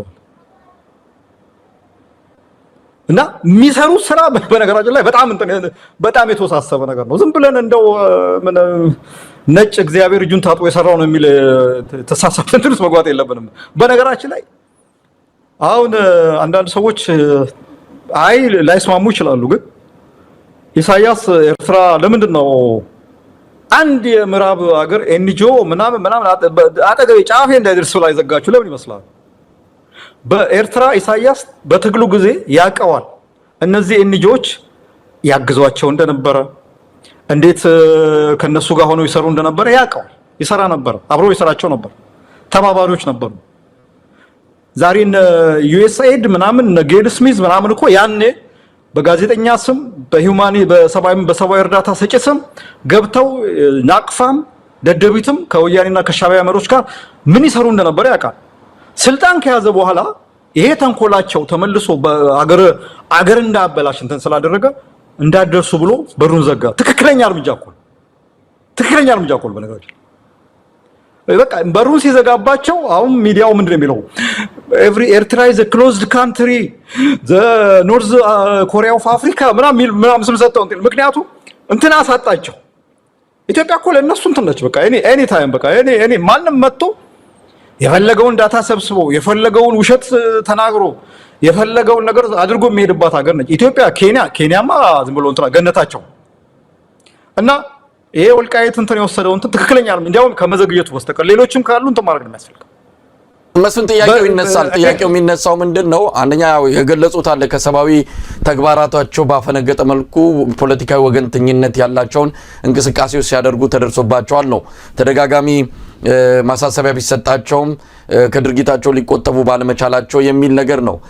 እርምጃው አንተ እንዳልከው የሚደገፍ ነው። እነዚህ ሁለቱ ድርጅቶች ኖርዌጂያኑም ሆነ አንዱ ዋና መስሪያ ቤቱ እዚህ አሜሪካ የሚገኝ ነው። ሁለቱም የሚሰሩት ስራ በአስተዳደሩ እንደተገለጸው ከዛም ባለፈ ብዙ በኢትዮጵያ የፖለቲካ እንቅስቃሴ ውስጥ የሚደግፉትን አካላት በሰብአዊ መብት ድርጅት በሰብአዊ መብት እንቅስቃሴ ስም ብዙ ነገር ሲያደርጉ እንደነበረ ይታወቃል። ነገር ግን እርምጃውን ዞኑ መውሰድ ይችላል ወይ? ቢያንስ እንደው በክልል ደረጃ እንኳን ቢሆን ወይም ደግሞ በዋናነት የዚህ የውጭ ጉዳይ ነገር የሚመለከተው ፌደራል መንግስቱን ሆኖ ሳለ እና አብይ አህመድ ይህንን ጉዳይ እንዴት አይተውት ነው? ወይስ ይቻላል አንድ ነገር በዞን ደረጃ እንዲህ አይነት እርምጃ ሲወሰድ ምን ማለት ነው የሚለው ጥያቄ መነሳቱ አይቀርም። ኢትዮጵያ ውስጥ ባለው ያልተማከለ አስተዳደር ዞኑ ይችላል፣ ስልጣን አለው፣ ምን እንትን አለው። የወልቃይት ጸገዴ አስተዳዳሪ በዞኑ ማን መንቀሳቀስ እንዳለበት በተለይ ውጭ እንትኖችን በተመለከተ እንዳለበት እና እንደሌለበት ህዝቡ መጠበቅ አለበት። እንደዚህ ካሉ እንትኖች እንደዚህ አይነት ነገሮች እኮ ገባ ሲበላሹ ታች ነው የሚበላሹ። ፌደራል መንግስቱ ሊያውቅ የሚችለው መጨረሻ እንትን ላይ ነው። ዞኑ ምናልባት ማድረግ ካለበት በተጨማሪ ከማባረር በተጨማሪ ምክንያቱን ገልጾ እንዲያውም በአገር ደረጃ አግዷቸው ብሎ እንትን ማድረግ ነው ያለበት። እኔና አብይ አህመድ የሚረሱት አይመስለኝም። ይሄ ኖርዌጂያን ሬፊጂ ካውንስል የሚባለው ጦርነት ጊዜ ያወጣ የነበረው መግለጫ በጣም የመጨረሻ ግልጽ እኮ የሆነ እንትን ነበር ሲያደርጉ የነበረው። እና አሁን እንዴት ተመልሶ ኢትዮጵያ ለምን እንዳስገቡትላ እንትን አይደለም ኦክስፋም ነው እነ ዩኤስኤድ ምናምን በደንብ እኮ ግልጽ የሆነ የጦርነቱ ጊዜ በጣም ግልጽ የሆነ ወገንተኝነት እንትን አድርገው እንትን ያደርጉበት ሁኔታ ነው ያለው እና ዞኑ ይችላል መቻል ብቻ ሳይሆን እንደውም ሪፖርት አድርጎ በፌደራል ደረጃ ማግዱልን ብሎ አስተያየት መስጠት ይችላል። ምን አባታቸው ያደርጋሉ? እንደ መጨረሻ መስፍን ብዙ ደቂቃዎች ወሰደ። ምናልባት ያልነካናቸው ርዕሰ ጉዳዮች ሊኖሩ ይችላሉ። በአጠቃላይ ኢትዮጵያ ወዴት እያመራች ነው ያለችው? በብዙ ነገር ብዙ ችግሮች የተከሰቱ ነው። ዓለም አቀፍ ሪፖርቶችም እንደሚያሳዩት 2026 ለኢትዮጵያ በጣም ከባድ ዓመት እንደሚሆን ተንብየዋል። በብዙ ችግሮች ያሉባቸው ቀጠናዊ ጉዳዮችን በሀገር ውስጥ ባለው የሰላምና የተለያዩ ደህንነት ችግሮች ምክንያት እንደዚሁም ኢኮኖሚው ከምንም በላይ የፋይናንስ እጥረት የሚገጥመው በመሆኑ እነዚህ ነገሮች ተጠቅሰው ቀጠናውን ብቻ ሳይሆን አጠቃላይ ዓለም አቀፍ ችግርም ቢሆን በተለይ በአፍሪካ ቀንድ ያለው ነገር ግን እጅግ አስቸጋሪ ነው። ኢትዮጵያ የዚህ ሰለባ ትሆናለች የሚል ሪፖርቶች እየወጡ ነው። እስቲ ምን ማለት ይቻላል? ለኢትዮጵያ ሕዝብ በአገዛዙ እየተነገረው ያለው ነገር ግን የሚቀጥለው ዘመን የኢትዮጵያ ብልጽግና ነው፣ እያንሰራራን ነው፣ ከጨለማ ወደ ብርሃን እየወጣን ነው የሚል ፕሮፓጋንዳዎች፣ ትርክቶች ናቸው በየዕለቱ እየተጋተ ያለው። ምን ማለት ይቻላል? እንደ ማጠቃላይ ሐሳብ ስጥበትና እንገናኛለን ሌላ ጊዜ። መሳይ ስለ ችግሩ አላወራም። ምን አንድ ሀገር እንደዚህ አይነት በጣም አስቸጋሪ ፈተና ሲገጥማት የሚያስፈልጋት ምንም ነገር አይደለም፣ ጠንካራ መሪ ነው። ፈተናዎችን ተቋቁሞ አመዛዝኖ ሁኔታዎችን እንትምሎ ቻሌንጂንግ ታይም የሆነ ስትሮንግ ሊደር ይፈልጋል። ይሄ ፈታኝ ወቅት ነው። ይሄን ፈተና መወጣት የሚችል መሪ ይፈልጋል። በዚህ ሰዓት የሌለው ነገር እሱ ነው። ፈተናው አለ፣ ችግሩ አለ፣ ሁሉ ነገር አለ። ያንን ፈተና የሚቋቋም መሪ የሚባል ነገር ኢትዮጵያ የላትም። እኔ የሚያሳስበኝ እሱ ነው። መሪ ከሌለ ፈተናው ራሱ ልክ እንደ ካንሰር በልቶ ይጨርሳል። በቃ አንተን አብሮ ያጠፋል። ምክንያቱም መሪው ራሱ የፈተናው መባባሻ መስፋፊያ ምክንያት ይሆናል። እንዳልኩ ነው። ችግሩን ምናምን ነገር አውርተናል። አሁን ቅድም አውርተናል። ገና እናውራው ብንል ገና ከዚህ በኋላ ምናልባት የሚቀጥለው ቀንም አይበቃም። ግን እንደዚህ አገሮች እንዲህ አይነት ፈተና ሲገጥማቸው ሁልጊዜ ምንድነው በድልም በአጋጣሚም በዲዛይንም እንደው ታስቦበትም ጠንካራ መሪ ይፈጠራል። አሜሪካኖቹም እንደዚህ አይነት አጋጣሚ ገጥሟቸው ጠንካራ መሪ ሩዝቬልት የሚባል ፍራንክሊን ዴላኖ ሩዝቬልት የሚባል ዲፕሬሽን ወቅት እንዲያሳልፉ አድርጓቸው። ሌሎችም ሀገሮች አንፎርቹኔትሊ አለመታደል ሆኖ ኢትዮጵያ አሁን በዚህ ሰዓት በሚገርም የፈተና ወቅት የሚገርም አይነት ደካማ የሾቀ መሪ ነው ያለን። ይሄ ነው የሚያሳስበኝ። በቃ ይሄን ነው እንደ ምክር እንትን እምለው እና ይሄንን የአመራር ለውጥ ጠንካራ መሪ ማምጣት ካልቻልን አሁን እየመጣ ያለው ፈተና አሁን እየገጠመን ያለውን ፈተና ወደፊት ደግሞ አሁን በቅርብ ጊዜ የሚመጣው የባሰውን ፈተና አናልፍ። መስፍን በጣም አመሰግናለሁ።